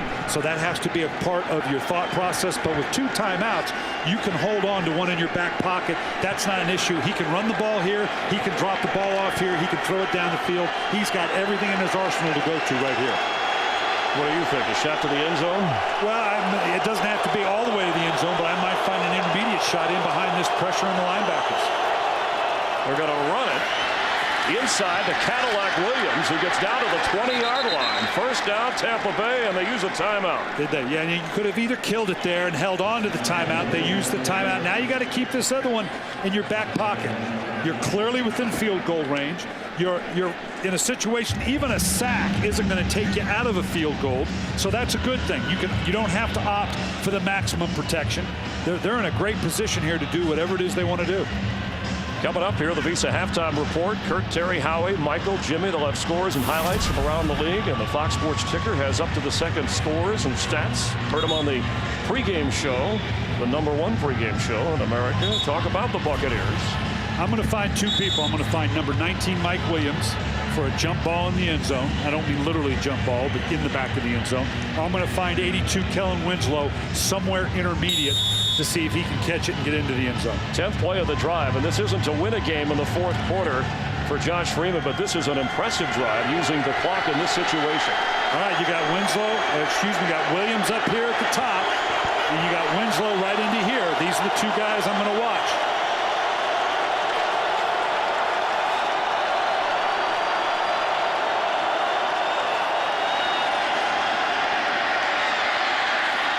Cadillac Williams inside the 5. Get up and kill it. Get up and kill it. You have time to kill it. Clock running, 10 seconds. And timeout Use call. the timeout. Yeah, see now. You'll have none remaining. And here's the issue. Yeah, that's the issue I have with that. You had plenty of time to kill it. Now that gives you more options. You want to run the ball on this down? You can do it because you got the timeout in your back pocket. You're underneath 9 seconds, so this is all or nothing. You either get it into the end zone or nothing at all. You can't hand it off. You can't throw it shallow underneath. You can't take a sack because now you're taking points off the board. This is nothing but an end zone shot. If you'd have got up and killed it, you might have had time to take a shot. You could have run the ball and still called timeout. Would have been tight. Greg Olsen knows now whatever throw he makes, and he's probably telling Josh Freeman right now, son, this has got to be in the end zone, nothing underneath. Because what Greg Olsen, the offensive coordinator, has done such a great job in the development of Josh Freeman for Raheem Morris, doesn't want is to come out with nothing. Not after a drive like this.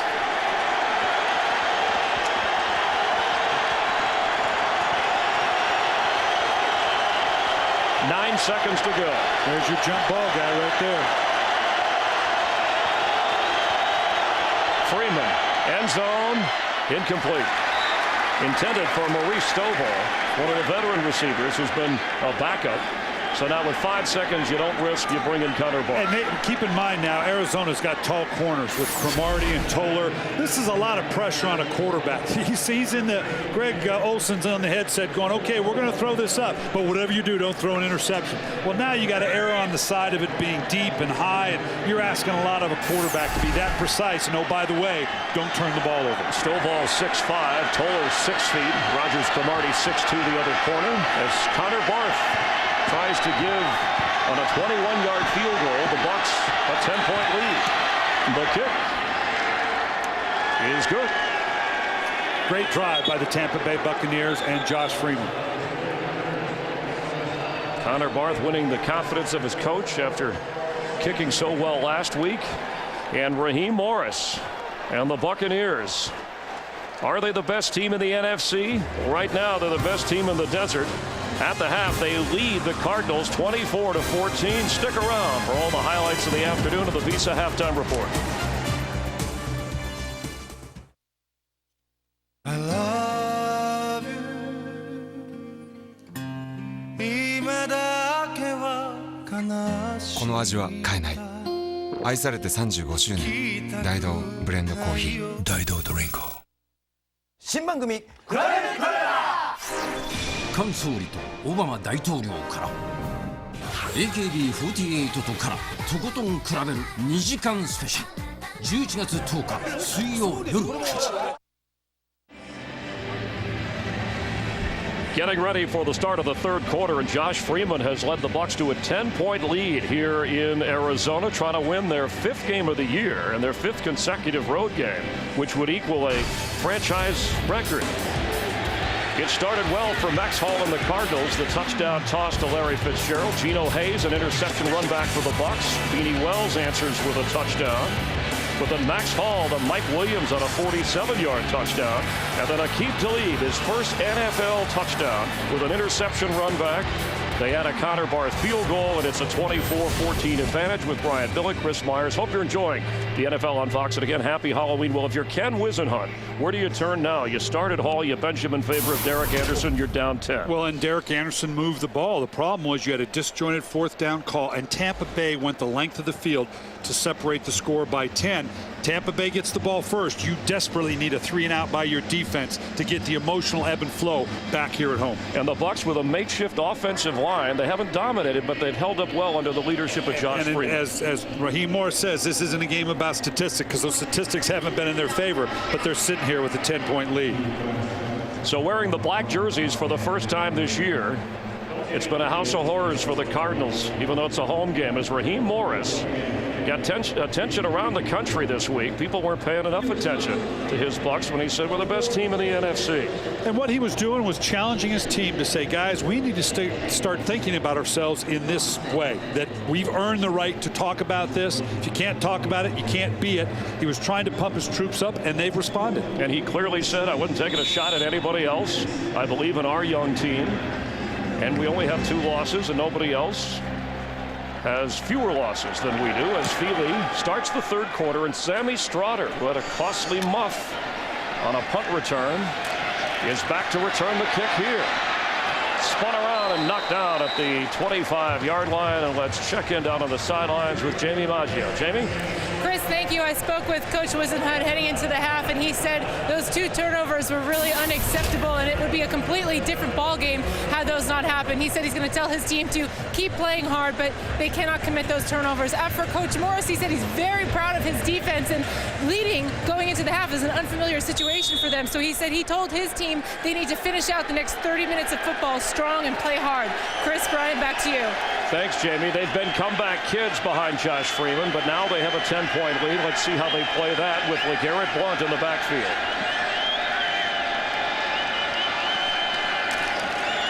And he gets it, and there's a pretty good hole out to the 32-yard line. Brian, let's check the halftime stats and what jumps out at you. Well, we've already said the stats don't mean a thing, but we'll look at them anyway. Well, that's the first thing a coach because they looks do at. mean something after all. I'm a coach after all, and I got to work with stats. But the big thing that jumps out at you here when you look at these stats, my gosh, 20 minutes time of possession for the Cardinals, 2-1 almost, and you're down by 10 points. And they only average 25 minutes a game. But they're down 24-14. Adrian Wilson down in the box. This is the way they want to play it. And LeGarrette Blount, who had a big run to get him a first down after that fourth down gamble, got him out of the hole, set him up for the field goal, will be the workhorse as he was last week in the Bucs comeback win against the Rams. Well, the idea of LeGarrette Blount having a big physical back, this type of game right now on the road up by 10, you got a third and short. You've got to physically be able to push people around if you're going to be a good football in this league. With Blount coming out now, yeah, it's interesting that he's out, and now Cadillac Williams, who's not a bad back, don't get me wrong, but when you've got 240 pounds, I'm not sure I don't keep him in on third and short. Cadillac averaging 2.5 yards a carry. They need 1 here. Clock running down, the play clock. And the Bucs are going to have to use a timeout. So it's obviously their first of the second half. But on an important down, they'll talk it over.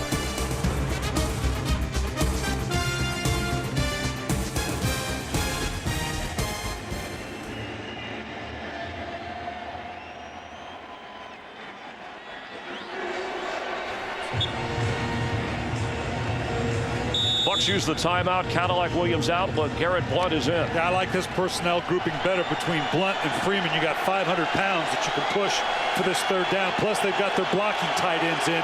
Kellen Winslow is out. Blount gets it. And look at him fight for the first down. He came in with 100 yards on 21 carries, had a touchdown.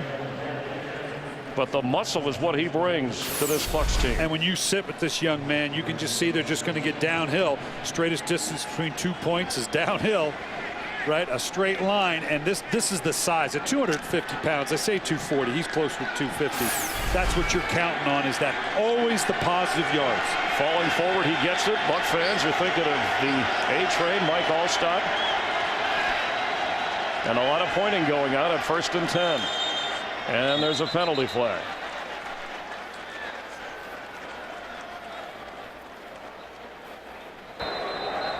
False start.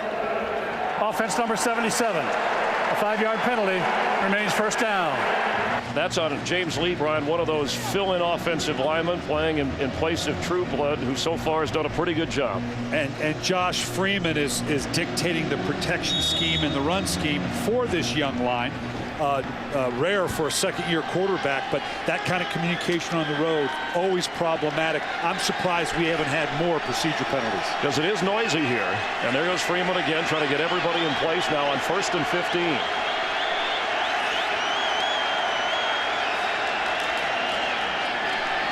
Blunt carries and look, Garrett Blunt all the way to the 44-yard line. How is Freeman handling the pressure? Well, let's go to a Billick one-on-one, Chris, and you do it one of three ways. First, you're going to see all the pointing that's going on by Josh Freeman. What he's doing is one of three things. First, it's for a hot or a break-off. You bring a guy, I'll throw a quick slant or a hitch. I can redirect protection, which means I'll control both the backs and the line, or I can check the play totally. I think they're redirecting the protection with their now second-year quarterback to make sure everybody's on the same page.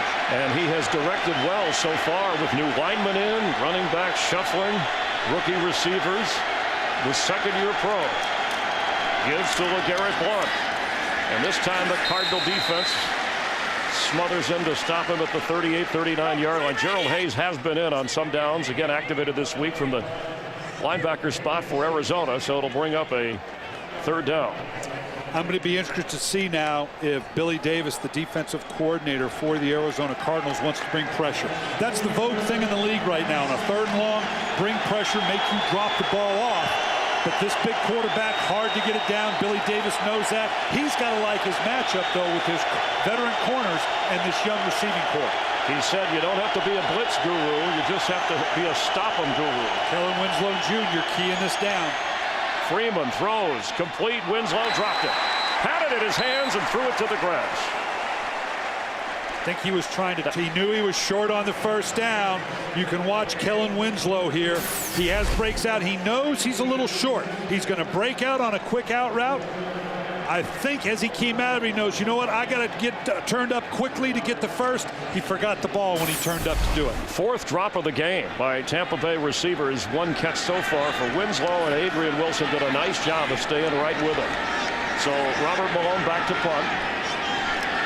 Andre Roberts back to receive. Inside is 10. And again, excellent special teams. Keeps him short of the 20-yard line. So Derek Anderson will try and lead the Arizona Cardinals back, trailing by 10.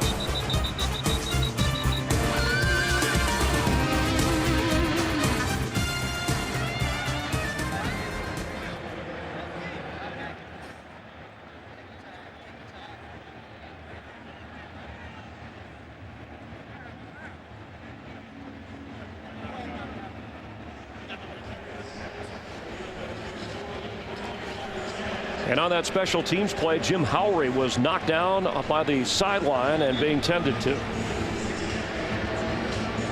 Yeah, right here, boy. He takes a shot. I don't know if he got the wind knocked out of him. Maurice Stovall ran into him. Boy, he went down to it. He was down like Frazier. I don't know if he got. It looks like hopefully he just got winded there as opposed to a rib. Yeah, he's going, darn, that hurt.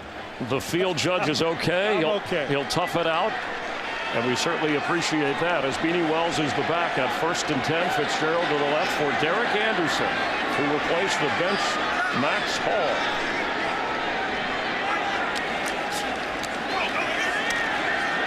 Anderson down the middle of the field. Steve Preston inside Buccaneer territory around the 46-yard line. They connected on a big 33-yard gainer. Barrett Ruud got caught one-on-one with Preston. Coming out of the middle, we can't see Ruud, but Preston's going to come all the way over here. I don't know that's the matchup I want. Barrett Ruud coming out of that Tampa 2, trailing him all the way across the field. Preston's presence being felt after a 3-game absence. Yeah, and the Buccaneers do not have a sack in this game. They only have 5 so far this year. They're going to have to put pressure on Derek Anderson, or he'll do that all day. A 37-yard connection. Just beyond the 45 of the Bucs. Anderson pointing, throwing, and incomplete. Excellent coverage there by Rondé Barber. Let's get a game break. Check in with Kurt Menefee.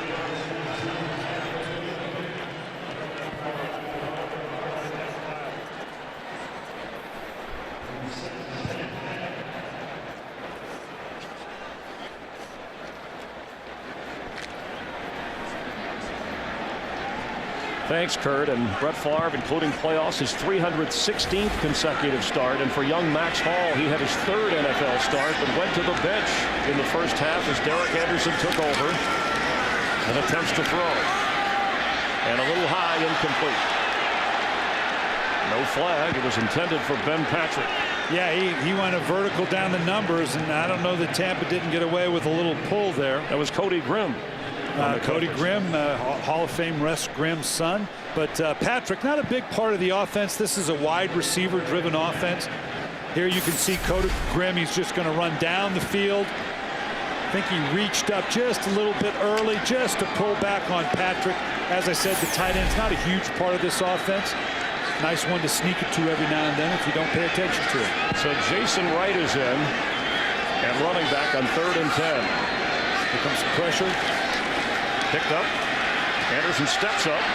Off his hands and intercepted. Now there's a flag down at the 30, but Sean Jones ends up with the football at the 40. And this might have been a call away from the ball. It was, and this might save Arizona. Uncharacteristic. There's another flag at the 50. Back around the line of scrimmage. Got flags all over the place.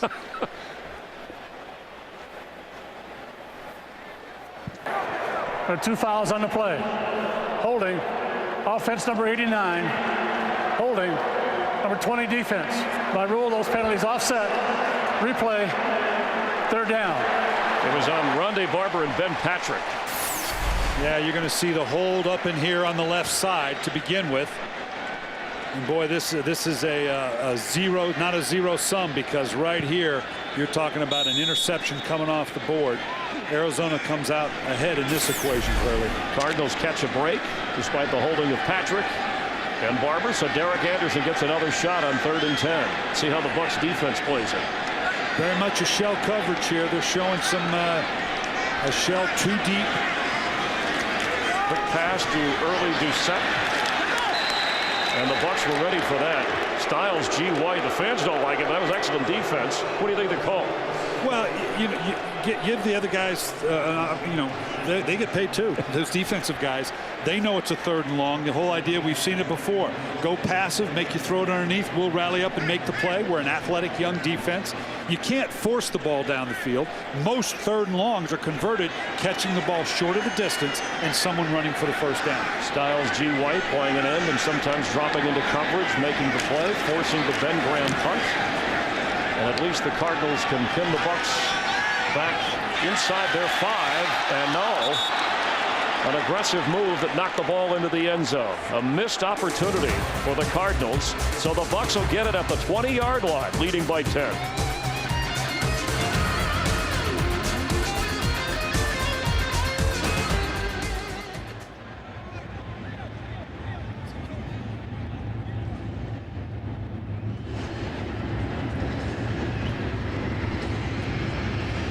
We welcome you back here at Arizona. The Bucs will take over with a 10-point lead and 9:22 to go in the 3rd quarter. Trying to go to 5-2. That would tie them for the top spot in the NFC South. The Atlanta Falcons are idle this week.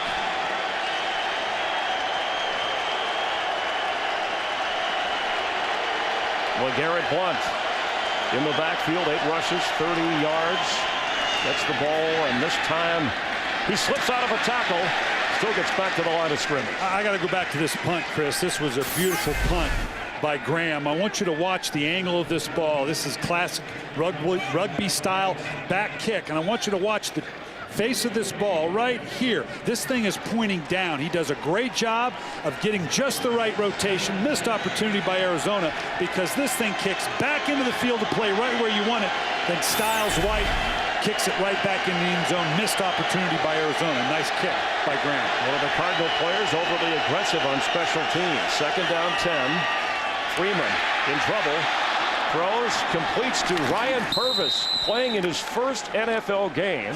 He's been on the practice squad. He's been in preseason games. Used to wear 46, but activated for this game and has his first NFL catch.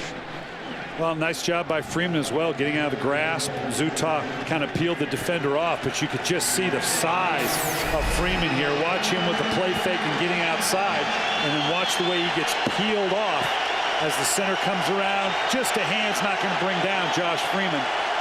That was all Josh Freeman in the center, Zutah. Hometown fans want to stop on 3rd and 5.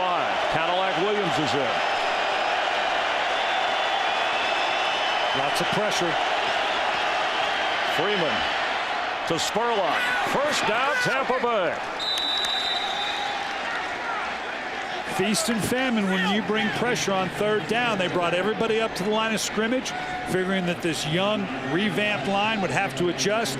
Josh Freeman sitting inside. You can see right here, got a whole bunch of folks up in here. They're going to bring just about everybody. Everybody's pointing out. Josh Freeman, we've got a hat on a hat. No free runner. Josh Freeman now has a lot of room to throw this ball all the way across the field. One-on-one. Excellent 3rd down call and execution. Josh Freeman operating against a pretty good defense in only his 16th NFL start. Plenty of time. Throws, and did he hang on inbounds? Yes. Nice work by Mike Williams to keep his feet in on the sideline. And classic Josh Freeman, get outside the pocket, buy a little time. Very gifted athlete for a guy. This guy was a soccer player. And here you're just going to see him work all the way across the field. He was looking for Kellen Winslow deep. Rolled out of the pocket. Williams is the last guy he's figuring is going to show up, but he just continued on. Looked like he had control. At 6'6", coaches rave about his footwork after a 22-yard pickup. LeGarrette Blount in on 1st and 10. Blount gets it, tries to find a hole, and eventually does inside the 40. Now, you were not necessarily sold on Josh Freeman when he came out in the draft. Well, it was just you needed to see more. What you still need to see out of Josh Freeman, and I like what I see, make no mistake. He has to develop what Bill Walsh would call the full repertoire of throws. He can throw what he sees. He's still learning to anticipate, and he still needs to be able to drop that ball in behind a dropping linebacker and in front of that safety. That nuance of throw. I don't doubt that he'll get there. I don't think he's quite there yet. For a second-year player, he's operating a young offense rather efficiently. Blount. Tough yards. It'll be 3rd down for the Bucs as they get near the 35, 36-yard line. But Blount, even when there's 2 or 3 guys on him, he's falling forward. And both Josh Freeman and Greg Olson, the offensive coordinator, talked about the thing they love about Blount is that it's always positive yards. It might only be 2 yards, but he's always going to get positive yards because of the size and physicality. Blount was a track guy. Said for his size, he still thinks the speed measures up. So 3rd and 4. We've said it before. Let's find out where Kellen Winslow is. He's down here on the left side, right back in here.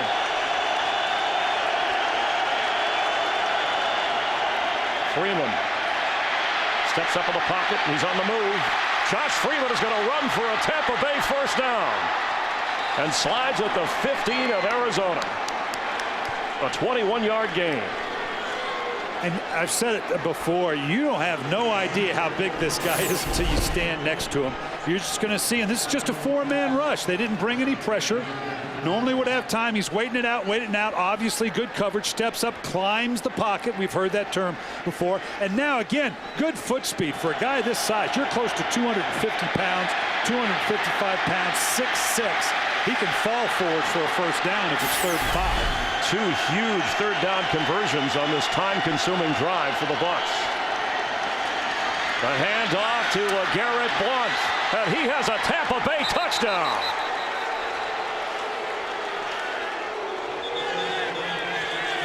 And there's a flag down over at the 15. It looked like it came in after the score. Offside, defense number 97 in the neutral zone to snap.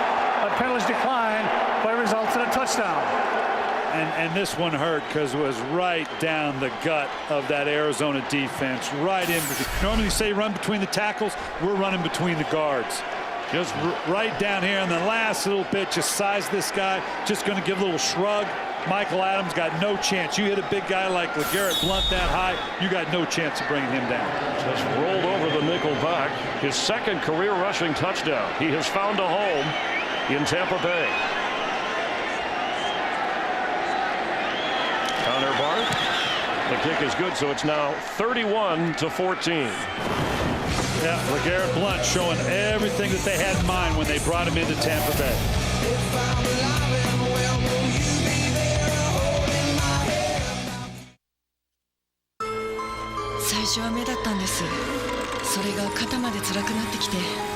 目の疲れが肩まで来たら飲んで中から治していく」「1日1回目に愛を」新キューピーコアアイ。辛い痛みにあのバンテリンからサポーター誕生。メディカル発想のテーピング理論であなたの関節を守ります。サポーター誕生。His first action came against the Steelers. He ran well last week in a comeback win against the Rams, and he's helping the Bucs control this game now with a touchdown run, and after contact he doesn't stop. Well, and that's what this guy gives you. Those yards after contact are huge when you've got a big back like this. And we said it last week in Seattle. It brings a mentality to your team, a physicality to your team that every coach loves. LaRod Stevens howling for the Cardinals. Bottled up short of the 25-yard line. Nico Kudavides making the special teams play for the Bucs. Arizona hopes to respond.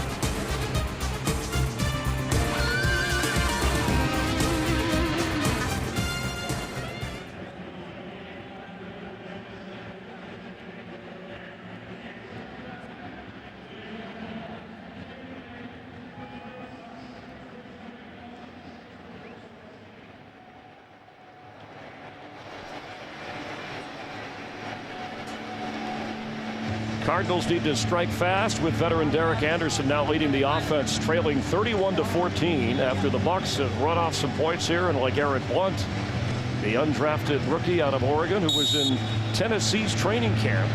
The Bucs pick him up on waivers, had some injuries to running backs. They've given him an opportunity and he's responded. So now Derek Anderson is on the spot, second straight week in relief of Max Hall. Beanie Wells spins at the 25-26-yard line. Geno Hayes gets him after maybe a 1-yard gain. Well, Arizona doesn't have to get into panic mode yet, but they can kind of see it. Right now it's about an orchestrated drive. Ken Whisenhunt just wants a good, solid drive down the field for the score. You're not going to be going for it on fourth down or anything like that here, but they got to get something going and have a little pace to them in and out of the huddle. Doesn't have to be no huddle. They'll have to throw the football to get back in it, despite the Bucs, a team that other teams have run on. Pass is complete. Looks like it's short to Steve Breaston of where the first down marker is, so it'll bring up a third down. See how they mark it. Maybe a yard to go. And they're bringing in their their bigger people. This looks like a 21 personnel or 2 back 1 tight end, to use the NFL vernacular. Again, this is all about just putting a solid drive together. You don't need to panic. I'm sure that's what Ken Whisenhunt's telling his troops. But at some point here, you need to get a big chunk. So Beanie Wells is in on 3rd and 1. They throw. Pass is complete to Breaston. Looks like he got across the 35-yard line. Good enough for a first down.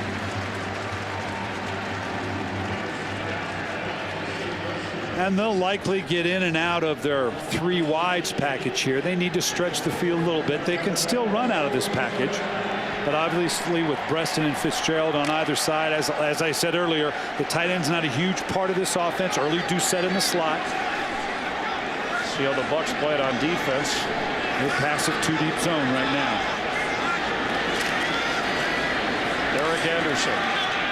Complete. Inside the 40 is early Doucette.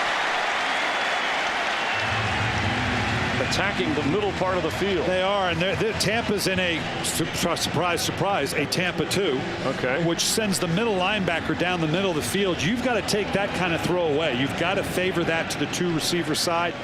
Tampa Bay, oddly enough, not running the Tampa 2 particularly well in that play. but you can't let the number 2 receiver out of the slot run down the middle of the field like that. 25-yard pickup. Jason Wright is in from the 39 of the Bucs. Shovel pass, and Wright slips a tackle. From behind, they bottle him up short of the 31-yard line. A healthy first down pickup. Well, they got a nice drive going here, but now you're getting down to that red zone area. Derek Anderson was like last week. Derek Anderson comes in, looked better than Max Hall, and here you're just going to see fakes the toss out into here, and then right there just a little toss underneath, kind of like a counter or a trap. Little trickeration there. Not a bad way to open things up a little bit, but they're going to get in the end zone. They're going to have Derek Anderson make a throw down the field, likely to Larry Fitzgerald. On 2nd and 1, it would be a good time to do that. Anderson looks one way, throws the other way, and it is incomplete for Preston. Maybe if there's a little more under that, he might have been able to get to it. Well, he tried to move the safety, nodding towards Larry Fitzgerald, obviously to get them to jump it. Cody Grimm had no part of it. He went right to the seam, right down the hash. Nice job by Grimm. Cody Grimm, the starting safety. Please reset the game clock. All right, they're taking care of the clock. 1:04. We have 2 Hall of Fame sons on the field. How about that? Cody Grimm, son of Russ Grimm, and Kellen Winslow. Kellen Winslow Jr. His father's name escapes me. I'll catch you up. Just 2 of 4 total in the NFL active players whose fathers are Hall of Famers. Of course, Chris Long, our own Howie Long from the NFL on Fox, and Jackie Slater's son. As Russ Grimm, looking on, said he had dinner with Cody before the game. They didn't talk football. And Matthew Slater plays with the Patriots, a receiver, a great offensive lineman. Jackie Slater with the Rams. Cody made Dad buy.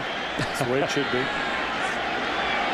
And Cody having the upper hand in this battle. They only need one, and they get it to Larod Stevens-Howling, who might have more. It's going to be a touchdown, Cardinals.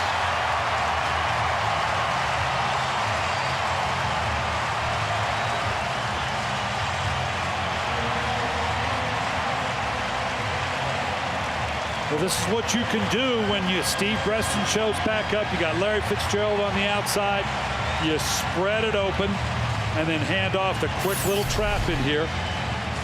Great job by Fitzgerald. Maintain contact all the way to the end. Let the speed of Stevens-Howling show up. We said they needed a great orchestrated drive. That's exactly what they got. Took E.J. Biggers out of the play. So at the extra point, the Cardinals behind Derek Anderson and Larod Stevens-Howling, his first career rushing touchdown.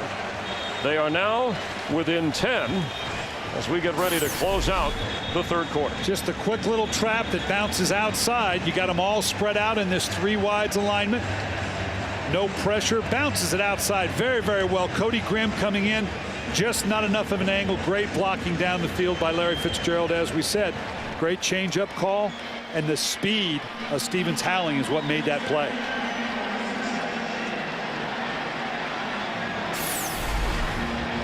.54 seconds to go here in the 3rd quarter. And when you look around the league, you know, you talk about Raheem Morris saying we're the best in the NFC. The Cowboys have 1 win. The Vikings have 2. They're losing. I mean, this, if the Buccaneers can hold on against Arizona, would be their 5th win of the year. And Arizona now, Seattle's losing to Oakland, so they may not lose any ground. The NFC West is, dare I say, we see a 7-9 division winner. 8-8, probably for sure. Up for grabs. The 49ers won their 2nd game of the year earlier today. The Rams are in it at 4-4 in the NFC West. And maybe with Derek Anderson, and we'll explore with you, Coach, has to be your guy the rest of the way if you're Ken Whisenhunt and you think you can win the division or get into the playoffs. But there's a lot of football to be played here. Sammy Stroughter in the end zone. He's going to bring it out. Slips through. Penalty flag at the 30-yard line. Stroughter is down at the 40.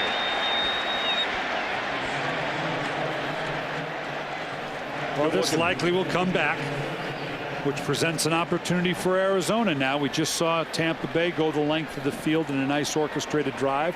Saw Arizona come back and do the same thing. During the return, illegal block in the back. Number 57 on the return team. 10-yard penalty, first down. Call is on Adam Hayward. Hey, next weekend on FSN, top teams in college football headline the card as we check the block. Yeah, I can't really just, you know, when it's wide open, you can just see it. I'm sorry, I missed it, guys. Our truck's doing a heck of a job.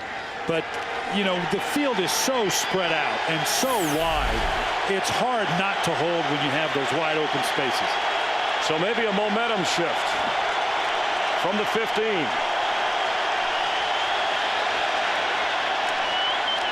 LeGarrette Blount, he's still going across the 5, and the ball comes out at the end, but he appeared as if he was down. It's picked up by Gerald Hayes, and Gerald Hayes is going to go into the end zone. There's a penalty flag down at the goal line. The official is marking him out down near the goal line. Well, we got a lot going on here. Is it a fumble? I think it's a horse collar at the end. And Blount is still down. Boy, it looks like that ball was coming out. You can see it.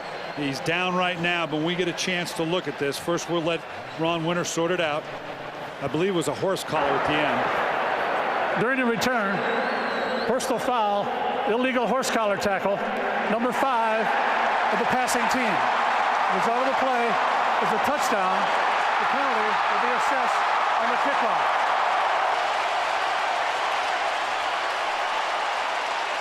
Boy, what a huge change of emotion, of fortunes. Tampa Bay in total control. Blount having a great game. You can see as he comes down here now, just as he starts to go by, he's fighting for the extra yardage. That's what a big back does. But right here, stop. You can see the ball is out. It was clearly out on his way down. I don't know if Tampa Bay plans on challenging this or not, but if they're looking at what we're seeing in the booth, unfortunately, this is a touchdown for Tampa Bay. And Gerald Hayes, as LeGarrette Blount turns it over. Hayes out with back surgery, his first game of the year, just activated. Supposed to be in on a limited number of plays. Scoops up the loose football and takes it in. Yeah, Raheem's going to challenge it. And again, this is one of those, why not? And he's already 0 for 1. Yeah, but he's about to be 0 for 2. But the knee, watch closely here. Could the knee be down before? Well, again, it's got to be irrefutable evidence right there. See, the ball's out. Tampa Bay was challenged a ruling on the field of a fumble and a return. We'll look at it again here, and you're going to see just as he comes down. I know what you're saying here, Chris. The angle we're looking at, again, it's got to be irrefutable evidence. I don't think we have that. It was ruled, it came out right there. You can see the ball is already out as he's going down. Unless we get a different angle, I think this thing holds. And the Bucs, if they miss this challenge, they're done for the day, unless the final 2 minutes from upstairs that they don't have any control of. You can see it again right there. The ball is out. Not you can see as he's going down, that ball down at the angle, the ball's bouncing up. Again, I'll say it again. It was ruled a fumble. Had it been ruled the other way, you know, then maybe it would have been a tougher look. But clear, that I don't see anything there to make me change the call. And an excellent tackle by Paris Lennon, who caused the fumble. Here we can see coming out right there. Now that ball's out. He's going, his knees are up in the air, his backside is heading down. The ball was hanging around on his stomach. And for Hayes, second career touchdown. And we have our third challenge of this game. 2 touchdowns in a matter of 23 seconds if it stands. And I get on the system all the time. You know, for up to me, I would take the challenge part of it out. I think we can see that up in the booth with the technology we have today. I don't think we need to do this peep show thing that we do. I can say that now. Before, that cost me $75,000, but they can't find me now. You're a free man up here. Right. Fox can find me, but yeah, and the crowd wants to say they see this, that, and the other, but it's got to be irrefutable. I have not seen the view that's going to turn it the other way. I don't know that we have to do it via this orchestration. Now watch, right in here is the knee. No, see, his knees are up, and that ball's out right there. Okay. The ball is out. There's no question about it there. I think you're right on with that. Yeah, and I come back to the same thing unless Ron Winter's seeing something else. I remember I part of that $75,000 is when I said Johnny Greer must be looking at pictures of his grandkids in there. No, that wasn't nice. Your mother Mildred wouldn't appreciate that. No, but the process will work here, and I think right now Arizona now, what do you do with this? Now all of a sudden, we were just talking about, all of a sudden you're down 17. Now you get a nice orchestrated drive, you score, you come back one play later. Now it's ostensibly, if we kick the extra point here, and I'm assuming we will, we're back to within a 3-point game. And it appeared that Raheem Morris of the offense went into a little bit of a protective mode running the football. And as we size this up, we will have Ron Winter break it down for us. And Ron Winter, one of the more deliberate officials. That's my nice way of saying, dang, you take a long time to do this. Well, as long as you're getting it right. But he is deliberate, and he'll get it right here. Fumble with Garrett Blunt, run back for a touchdown by Hayes. That was the call on the field. After review, the ruling on the field is confirmed. It is a fumble and a touchdown. And again, I'll remind you, it's confirmed. Means that they saw on the replay exactly what they needed to say, and it confirmed the call as opposed to it stands. I didn't see anything to change my call. And Ron Winter was making it clear that with the touchdown of Gerald Hayes that no more challenges for the Bucs. They lose a timeout. Right, stop right there. See, that ball is out. His knees are not down. That's why the call was confirmed as opposed to your confirmation. The call is confirmed. Thank you. I wanted to separate those two. Good Catholic kid like you. So one timeout remaining for the Bucs. You are Catholic, right? Yes, I am. Okay, see, I knew that. I always pray for a good game, regardless of who wins. That's fair.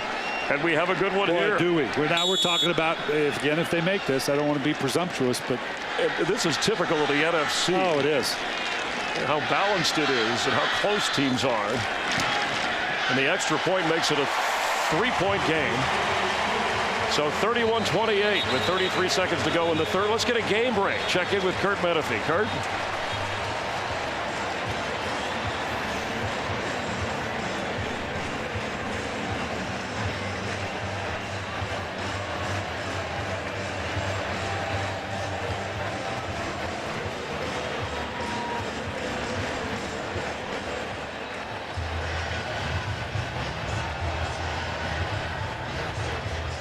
All right, thank Kurt. He did get the start. I asked you, Coach, on the ride out to the stadium today, if you were the head coach, would you have started Brett Favre? Well, you can't not start him. But unfortunately, this kind of finish had it written and all over it. You got to let him. If he says he can go, he's Brett Favre. He's done it for how many years now? You got to give him the chance. The question was, if he went in and faltered, could you pull him? Well, right now the knockout punch to the jaw took care of it. Now, as usual, all next week, we're going to be talking about what's the next step. Can he come back, or is this now Tavares Jackson's team? Physically, you hope Brett Favre is okay. But we got 14 points scored in the last 23 seconds. I don't know why you wouldn't want to watch this game. We're having a whole lot more fun. An offensive explosion between the Cardinals, who are trying to get to the top of the NFC West, and the Buccaneers, who are trying to tie Tampa Bay for the top of the NFC South. And this kick through the end zone, so the Bucs will take over on the 20. We've had 3 defensive scores. We've had the Cardinals go on 4th down and fail. And now Josh Freeman, who's used to coming back in the 4th quarter, hopes that he has a lead heading into the final frame. And you said it right there, Chris. There's a difference between bringing your team back and now being up by 3. It's kind of the same mentality. They can't get too conservative here now. They've got to do what they've done the whole game. Josh Freeman's going to have to make some plays. You're not just going to run here. And I don't know that Arizona's going to let you run because Adrian Wilson's hard down in this box right here. Cadillac Williams hit at the road. Nope, changed his mind. Nope, changed his mind again.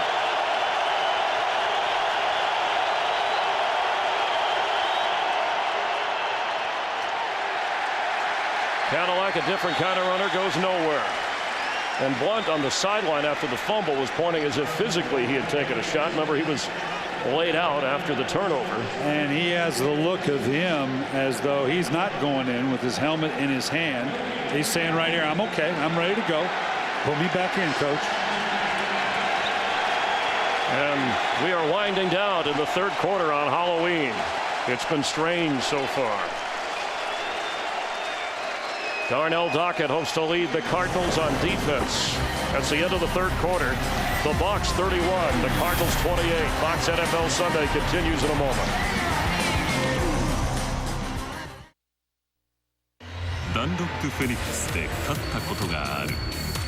その言葉は世界中のプロにとって大きな価値を持つ。ダンロップフェニックストーナメント、熱い戦いをご覧ください。ガオラオンラインショップ情報。 NFL 情報満載の雑誌月刊タッチダウンプロ。お得な年間購読を受付中。ご注文はガオラオンラインショップまで。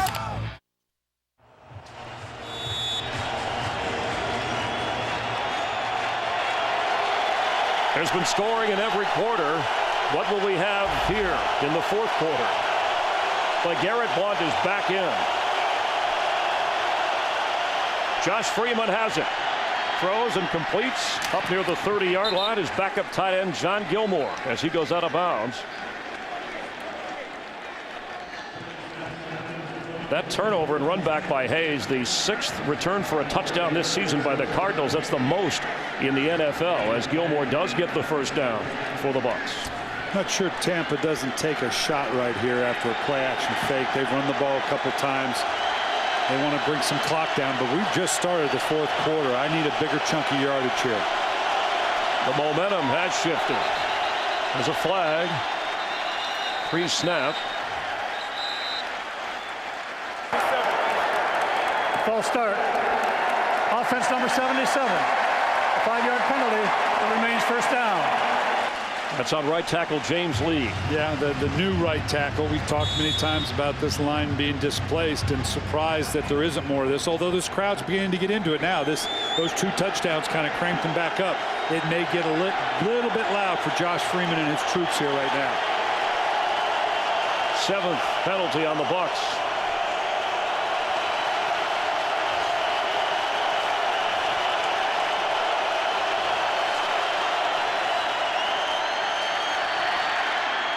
Complete, but Ernest Graham maybe a yard or 2, and Ernest Graham, the fullback, whose mother is gravely ill, and our thoughts are with him and his family. He's been battling a hamstring, had been home to see his mom and wanted to play. Told Coach Raheem Morris, I want to be in there, and afterwards I'll deal with whatever I have to deal with. So playing with a heavy heart and concern, but toughing it out because the Bucs had some personnel issues with injuries this week on the offensive line. And the guy who can block for Josh Freeman on 2nd and 13.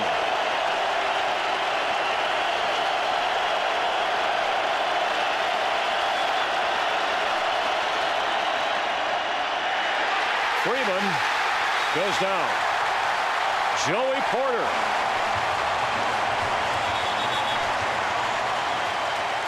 Well, John Gilmore, the backup tight end, one-on-one with Joey Porter, never a good thing.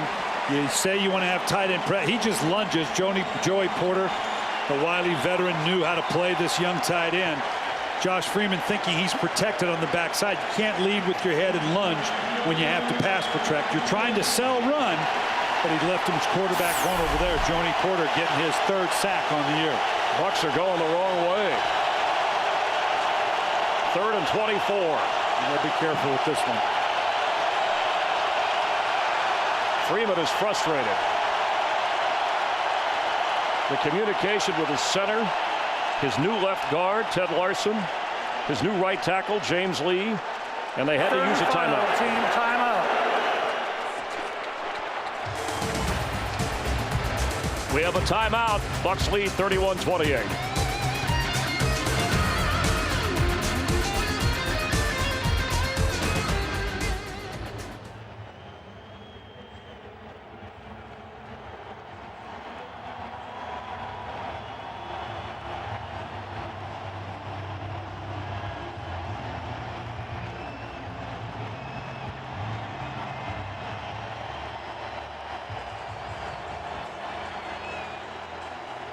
I got it.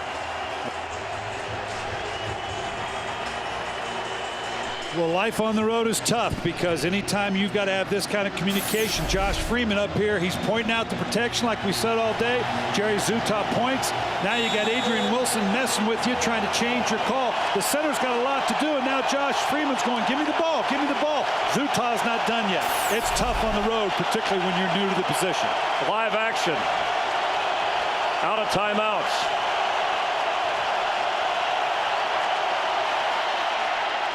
Screen to Cadillac Williams. The Bucs will punt.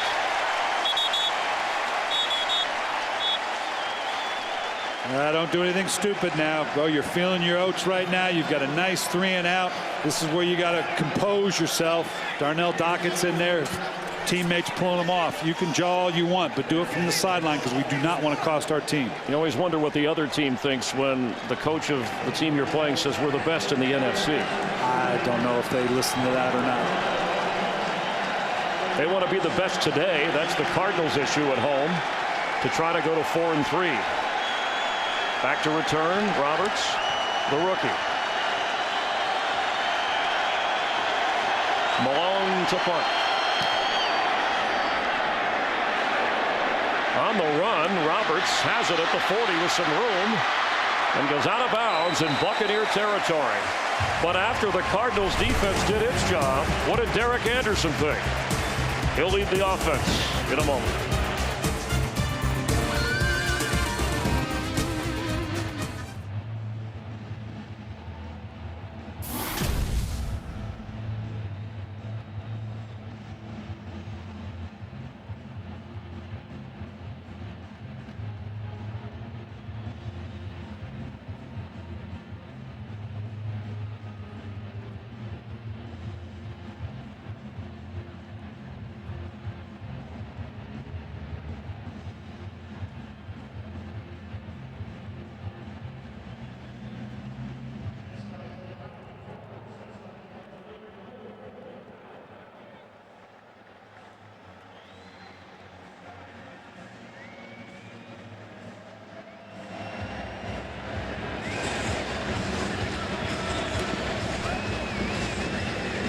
Back at Arizona, these are the guys that have done it for the Cardinals on offense. With 6 minutes to go in the second quarter, Derek Anderson replaced Max Hall, who was benched after throwing another interception and was down 10.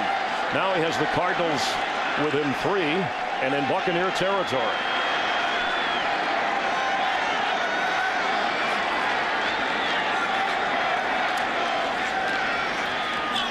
For Breston, he's got it.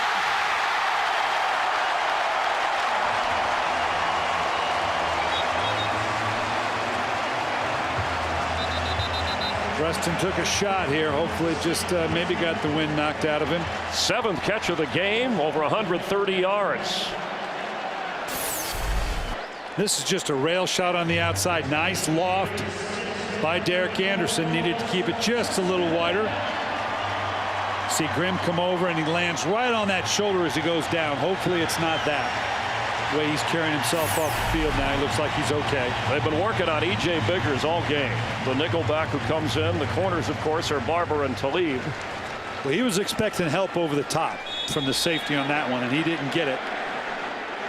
Now Derek Anderson has him in position. These are the kind of throws and situations that Derek Anderson couldn't convert on that prompted Max Hall being put in. Now he has an opportunity maybe to solidify himself as the starter on this team again. He was the starter when the season opened. He was benched in the Charger game when the Cardinals lost on the road. Hand off to Beanie Wells, knocked down hard. What a play by Rondé Barber, playing at his 200th career game. Both Beanie Wells and LeGarrette Blount, there's times when you want to get in the air and saying, son, just get downhill. Get downhill. Rondé Barber down into here. Been doing this for so many years. Seeing run off the edge as that cover 2 corner. This guy's been doing it for a long time. 200 starts. Had a guy at 5'9" and was told you're probably too small to last in this league. And he's having a Pro Bowl year. Breston back in up at the top of your screen on 2nd and 9. Derek Anderson in the air. Doucette does hold on. juggling it. It'll be third down. Nice job by Doucette. He paid the price. He's down now. So often you see that ball tipped up and it go the other way. He stayed with it. Just kind of trailing right into here. The ball bounces up, stays with it. Barber just gets that hit going down again. Hopefully nothing serious for him. So we'll check on the injury to early Doucette. The Cardinals trailing by 3 and on the move.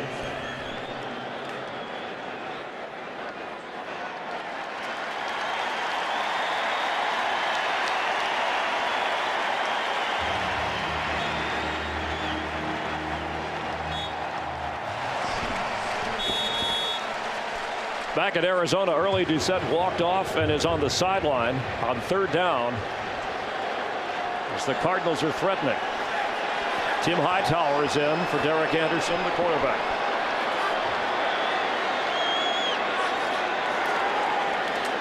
Pass is complete to Larry Fitzgerald. Touchdown Cardinals.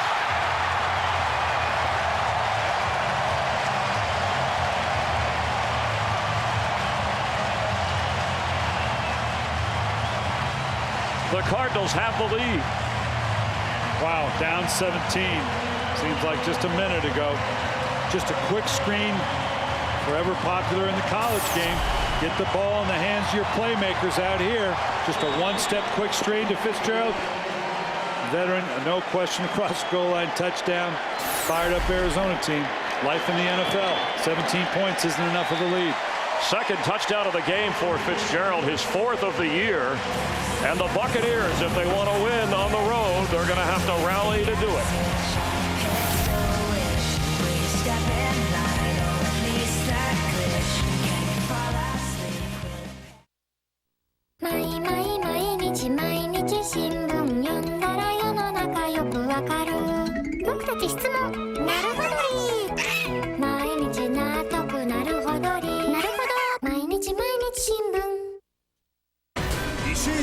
K のリングへ朝とも恐れた最強王者襲来。日本のエース佐藤義弘、悲願の世界王者へ K1 ワールドマックス8日夜9時。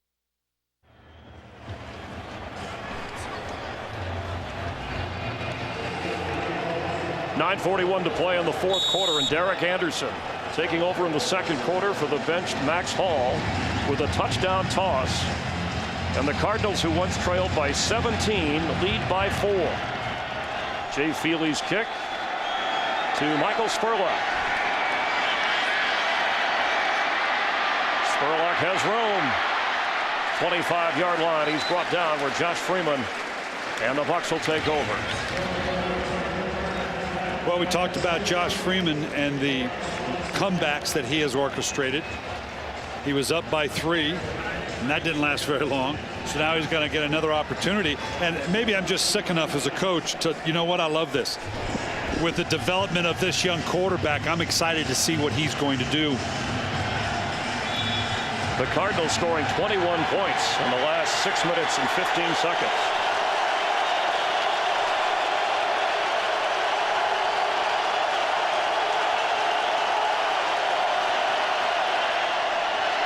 LeGarrette Blount carries for a Tampa Bay first down across the 35-yard line, and we welcome those of you who just joined us watching the Patriot-Viking game. New England way 28-18 winner, and of course the Cardinals will play the Vikings next week. Here it's been a wild game. Tampa Bay leading by as many as 17. A Blount fumble returned by Gerald Hayes started the Cardinal comeback. Derek Anderson off the bench, leading the Cardinal offense. 9 minutes to go. Tampa's out of timeouts.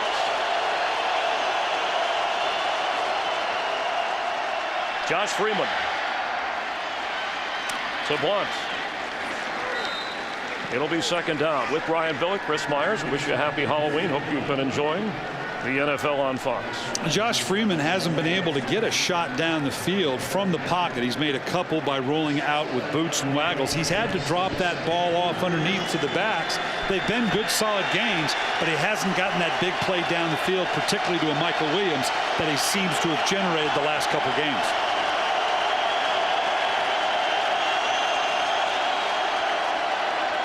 LeGarrette Blount is stopped short of the first down.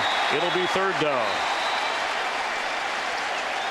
Just over 8 minutes to go, and if you joined us a little bit late, it's been a wild game here in Arizona. LaRon Stevens howling, running it in for the Cardinals. Gerald Hayes, after the Blount fumble, takes it back, just activated prior to this game. He's been out all year with a back injury. And the touchdown pass to Larry Fitzgerald. The Buccaneers have had 2 interceptions run back for touchdowns. Aqib Talib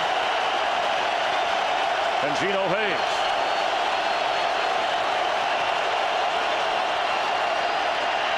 Freeman's pass right at the first down marker. Maurice Stovall.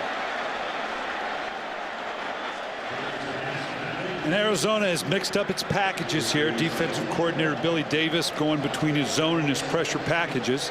Looks like they're going to measure this. But Billy realizes now that he's in a ball game and he's got to change it up. You can't be too passive. He's got a good pressure group. Adrian Wilson, one of the best, if not the best, secondary blitzers in the game. And he's got a young quarterback who's playing well, and Josh Freeman, he's got to make his life uncomfortable. He doesn't want to give up the big play, and he hasn't so far. As I said earlier, Freeman really hasn't been able to take those shots, but he can't let him just work it down the field for a score. A huge measurement. Wow, it's short. And you've got a 6'6" quarterback. If you're Raheem Morris. Well, last 2 series, you haven't slowed this offense down. I'm talking about Tampa Bay slowing down the Arizona offense, and that's why Raheem Morris is going to go for it now. Again, you got a 250-pound quarterback and a 250-pound running back. Between the 500 pounds, one of them ought to be able to get about a half a foot.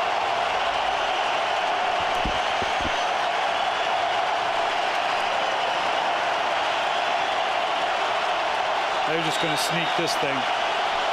Might try to draw him off.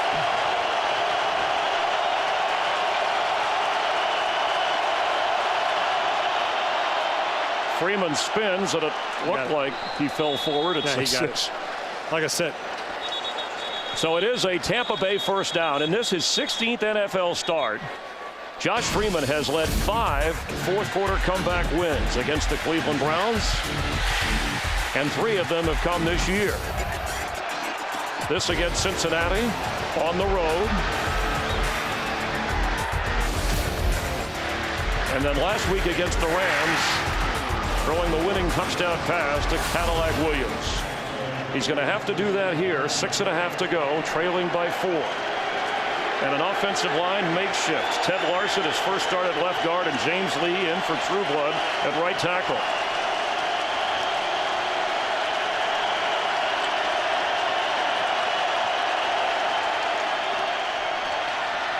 Freeman deep for Aurelius Ben. He caught it.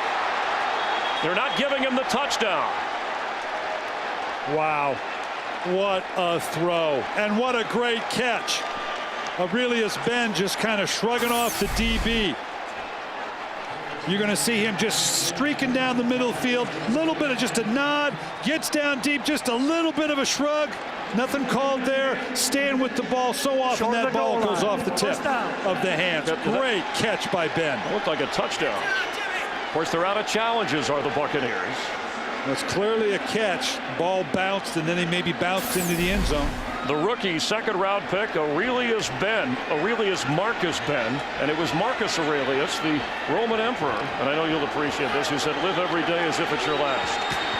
Well, I told you, it's that Catholic upbringing you got. You got all those great stuff. Well, that Italian stories. That catch will last forever. LeGarrette Blount, is in for the touchdown. Wow, well, we got 5-13. We got, what, 3 scores left in us. The way this is going. This is a video game. Josh Freeman to Aurelius Ben set up the Blount touchdown, his second of the game. A little bit of redemption here. Again, 250 some odd pounds, just straight downhill. This is as simple as a screwdriver. Breaking the plane, touchdown for Tampa Bay.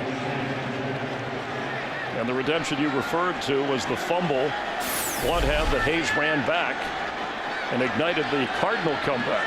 So Connor Barth with an extra point. And now the Bucs lead it by 3. This is just downhill. Again, you've talked about this makeshift line. You know, when you play goal line defense, you got to decide one or two things: stop the run, stop the pass. Sometimes it just doesn't matter. They push it a little harder than you, and with a 250-pound back, doesn't matter sometimes. He's just going to plow his way in. Well, Brian, you touched on the big play by Aurelius Ben. Mike Williams has been the go-to receiver, and we've seen in this game. But when Freeman dialed up number 17, he ran under it. And Josh Freeman playing like a veteran, the second rounder, setting up the blunt touchdown. Don't get too satisfied just yet. You may need to come back in here and have to go the length of the field again. Yeah, if you blink, you might miss a score in this one. LaRod Stevens howling in his end zone. Comes out. Stopped short of the 20-yard line. Tackle made by Adam Hayward. And we'd like to welcome the men and women in uniform serving around the world, watching today's broadcast of the NFL on Fox on AFN, the American Forces Network. More than 170 countries, aboard 140 ships at sea. We're proud to have you with us. We want you to know we all stand behind you as you defend our freedom. And to the families of all the men and women in the military, we appreciate your support as well. Derek Anderson, trailing by 3, just over 5 minutes to go.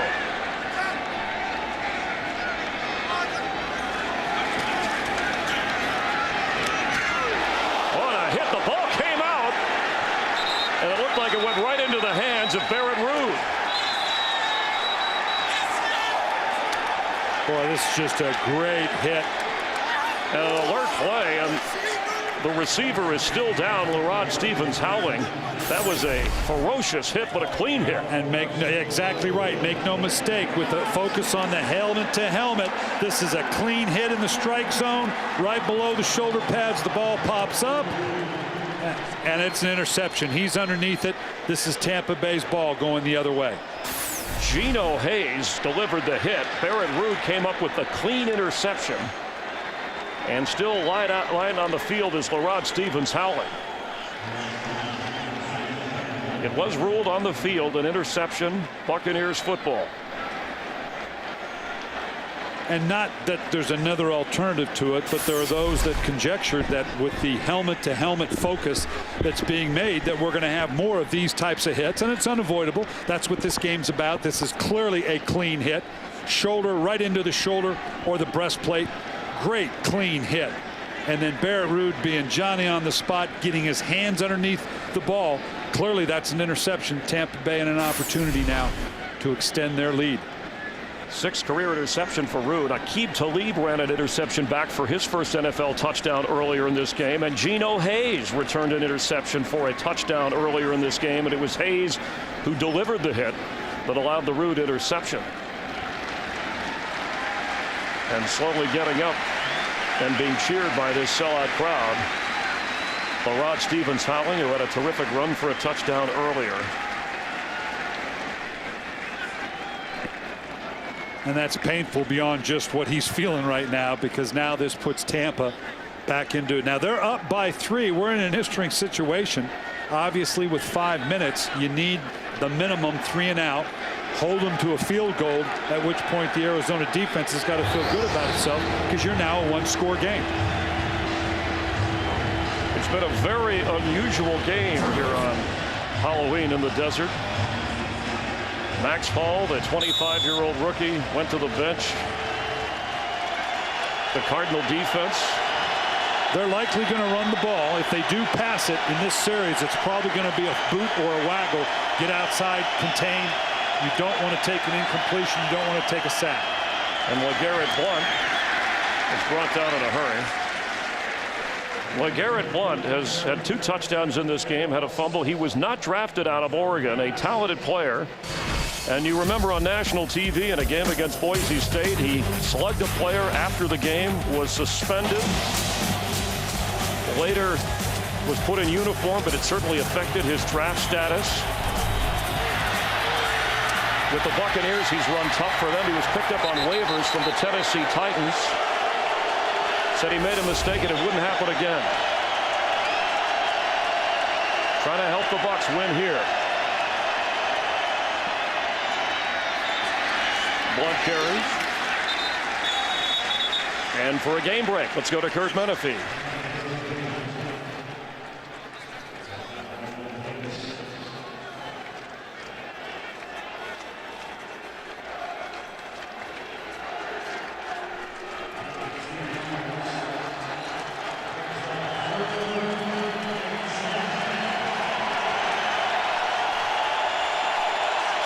Thanks, Kurt. Fans hoping for a stop. LeGarrette Blount, the Buccaneers scouting department, liked him coming out of the draft. Stayed with him as he watches here. Cadillac Williams checks in. Freeman doesn't want to take a sack because it could take him out of field goal range. Huge play. Huge mistake by the young Freeman, but Will Davis, the outside linebacker, and Freeman knows what he did. He's just coming on the outside. He's trying to break contain. Nothing's there. He's been gotten out of trouble all day like this. He's a nifty athlete, but this is a huge mistake for Freeman because he's now take them out of field goal range. They may still, let's see, they've still got him in there. This is a bit of a risk as well, because if they miss this, they're going to put Arizona in a much better field position. Connor Barth is on. He's made a 54-yarder in his career. His season long is 53 if they decide to punt it instead. Now, that was a 13-yard loss. Well, you're indoors, so that's obviously it's not a factor. The range of this guy, obviously, Raheem Morris feels good about this. The fact that you're indoors and the range that he has. But I tell you what, this is a heck of a call, because if you don't make it, you're going to give Arizona great field position. This will be a 53-yard attempt.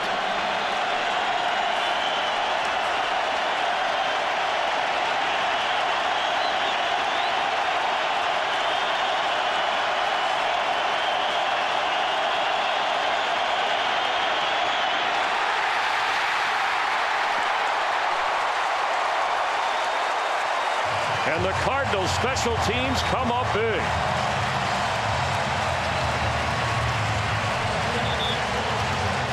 But it put pressure on the kicker after Josh Freeman didn't get rid of the football. Well, when you try a kick this far, it's got to be a low trajectory to get there. And you can see it coming off the foot here. You can't get underneath it, or it'll never get the distance. Kerry Rhodes got through. Just gets his hands on it, does a great job. What a huge opportunity for Arizona. So they'll take over at the 43-yard line.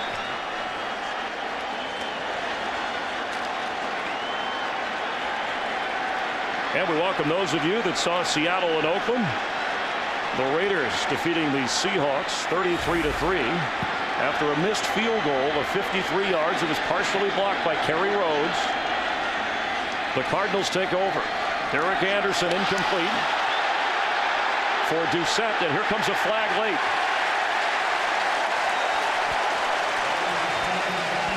Well, the key to this type of contact, you see guys putting hands all over the receiver. Pass interference.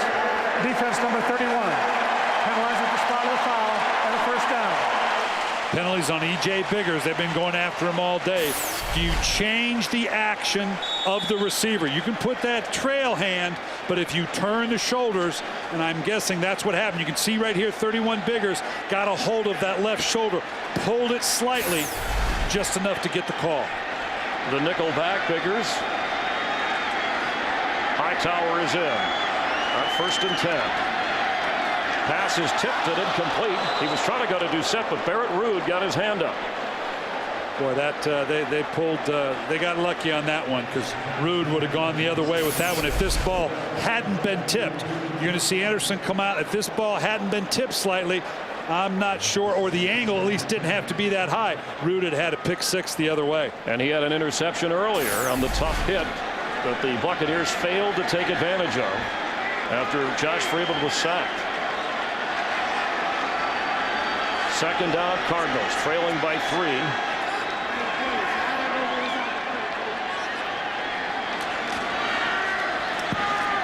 Doucette has it. Rondé Barber runs him out of bounds near the 40. It'll bring up a third down. Well, the question here is, do you approach it? Is it 4-down territory? In other words, I've got a 3rd and 3 here, and now, or a 3rd and 2, and you've got to tell your coordinator, you got 2 downs to do it, because that affects your play call. Or am I going to go for it? Of course, the play caller is the head coach, so unless he's schizophrenic, he can't blame himself. Yeah, he can just do it himself. But he can decide. He's got to know in his own mind, obviously, am I giving myself 2 downs, or do I need to get it in 1 and punt? And he's got a hot quarterback in, the veteran replacing Max Hall, who was benched in the second quarter. They have 2 timeouts. Quick pass is complete. That's Steve Preston. Now to the 25.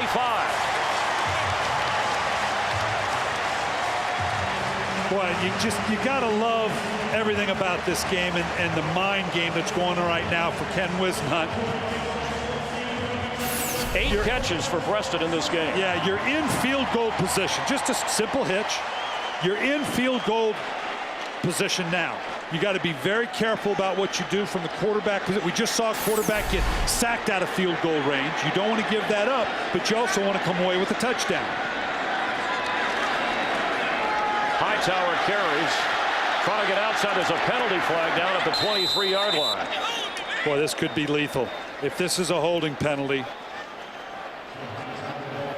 if this pushes them back out of that field. Nope, looks like it's going against Tampa Bay. Holding. Defense number 90. A 5-yard penalty and an automatic first down. Call is on Roy Miller. And I'm not sure that's not away from the play. I think 90's in here someplace. The play bounces out away from him, which is always tough. You got 2 and 1. He bounces. He's kind of on the backside. He must have pulled the guard off at that point. Kind of a pedestrian call. Gives you a little bit of breathing range if you're Arizona now in terms of what you're willing to do with your quarterback from the pocket. All right, Steve Preston is on the left side. His 147 yards, a career best. Active for this game off the knee injury. He's been the go-to guy for Derek Anderson.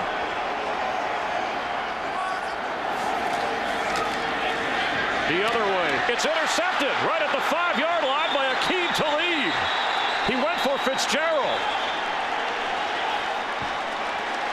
Boy, you can see right here with Derek Anderson, what did I do? This is the type of thing that led to Ken Whisenhunt benching Derek Anderson and inserting Max Hall. You're going to Larry Fitzgerald. I understand why you want to go there, but you got to recognize the coverage. He was triple covered. It's like he had no idea Talib was underneath him. He saw the trail corner. He may very well have not seen him at all. Now, Arizona's got timeouts. It's 2:10. You're going to get the 2-minute warning as well. You're in decent position here to control the clock and get the ball in your hands one more time. But a opportunity slipping through the fingers of Derek Anderson. At least a game-tying field goal or maybe a go-ahead touchdown. Second interception of this game for Aqib Talib, his 5th of the year. 2 timeouts by Arizona. I imagine they'll use one of them here if this is a run.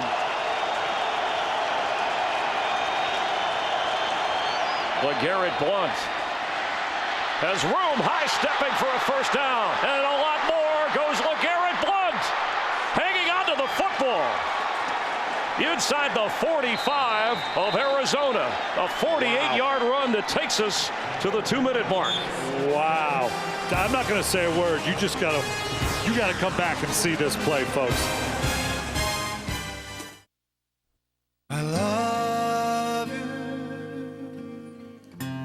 今だけは悲しい。この味は変えない。愛されて35周年。大道ブレンドコーヒー。大道ドリンク。新番組比べる彼ら。菅総理とオバマ大統領から AKB48 とからとことん比べる2時間スペシャル11月10日水曜夜9時。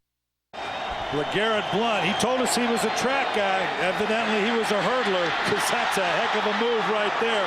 And then turns on the burners a little bit for a big man. Huge play, taking Tampa Bay out of the hole and likely handing them the victory. His first 100-yard game. The undrafted rookie from Oregon, cut by Tennessee, picked up by the Buccaneers, And in this his 4th NFL game, the 2 touchdowns and the career highs he'll add to that. Trying to ice it for the Bucs on the road. Cardinals with 2 timeouts. Yeah, we're not going to see a pass, and we're going to see these timeouts be burnt.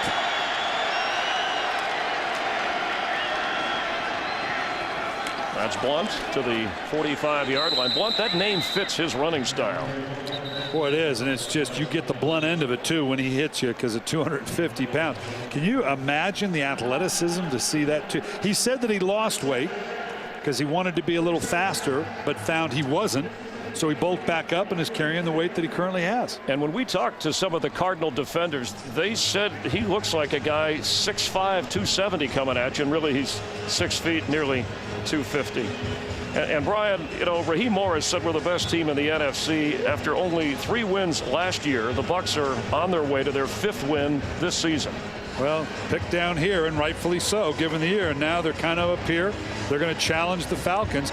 And you knew what Raheem Morris was doing. He was trying to tell his guys, hey, why not us? We got to start thinking of ourselves this way. We've earned that right, and they've earned that right today if they hold on to this win on the road.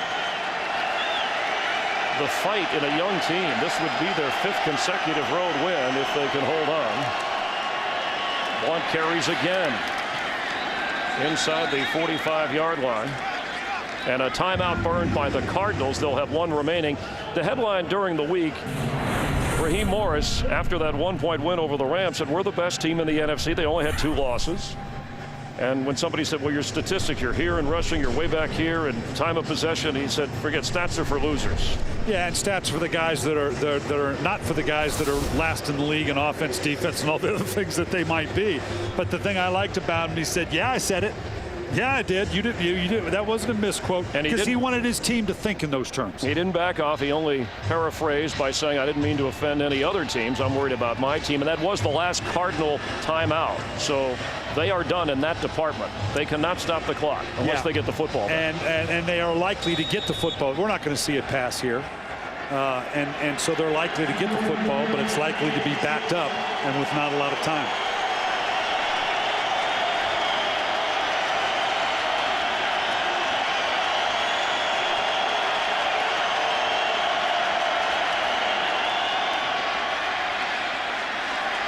He won't get the first down, but they'll let the clock run. Well, still a lot here. You know, do you go for the block punt? Do you go after it? Do you go for the return? You certainly don't want to get pinned down. We only need 3, so I think you hope the return. Derek Anderson, other than the late interception, has been pretty good going down the middle of the field. And you're going to have a little bit of time. I'm not sure that you don't try to get the punt. I don't know how much of a return. You're likely to get pinned back here. I'm not sure I don't go after it. Maybe hope for a shank of something of that nature. Jay Feely, the Cardinals kicker, has a career long of 55 yards. His season long is 53. But they got to get the ball and move it downfield. They take the obligatory penalty and delay game. Offense. 5-yard penalty. It remains 4th down. Correction. That penalty is declined. It remains 4th down. And you decline it because by backing it up, you give Ben Graham a chance to maybe kick it inside the 10. Right. I beg your pardon? Robert Malone, the punter here. Oh, I'm sorry. I got the wrong guy. It's okay. He's the putter for the. I'd prefer to have Ben Graham because he could drop it inside the 20. Good. Let's see if he has that same kick. Let's see if he does the same thing. He's the 3rd different punter the Bucs have used this year. A bit of a pressure spot. And he does. That backward spin not going to make a difference here. Fair catch. Roberts. So inside the 15-yard line with 55 seconds to go. Well, you practice the 2-minute all the time. 55 seconds. You got a good 40, 50 yards to go to get it in field goal. You're going to see a passive secondary on Tampa Bay's part. Today's game produced by Bob Stenner, directed by Rich Dewey, Associate Director Neil Gallo, our spotter James Petralka from Tampa, Jeff Nelson on stats, broadcast associate Bill Cullen, technical producer Bob Mueller. Studio produced by Scott Ackerson and directed by Bob Levy. Tim Hightower is in for Derek Anderson in the backfield.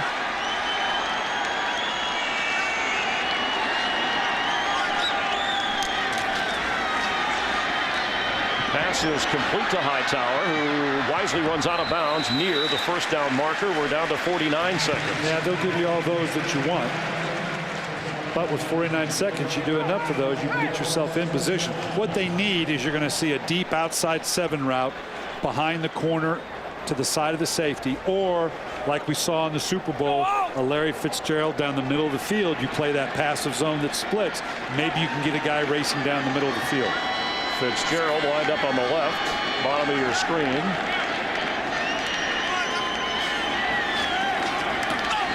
Anderson looking that way, and in the air, and almost. The Bucs had Cody Grimm back there with Rondé Barber, but it was Myron Lewis who was matched up initially with Larry Fitzgerald. Well, Tampa's schedule coming up now. They got a tough one. They got to go to the the Atlanta Falcons. That'll be for the division lead. Yes, it is. That's going to change, and I'm going to be there next week. Looking forward to that game.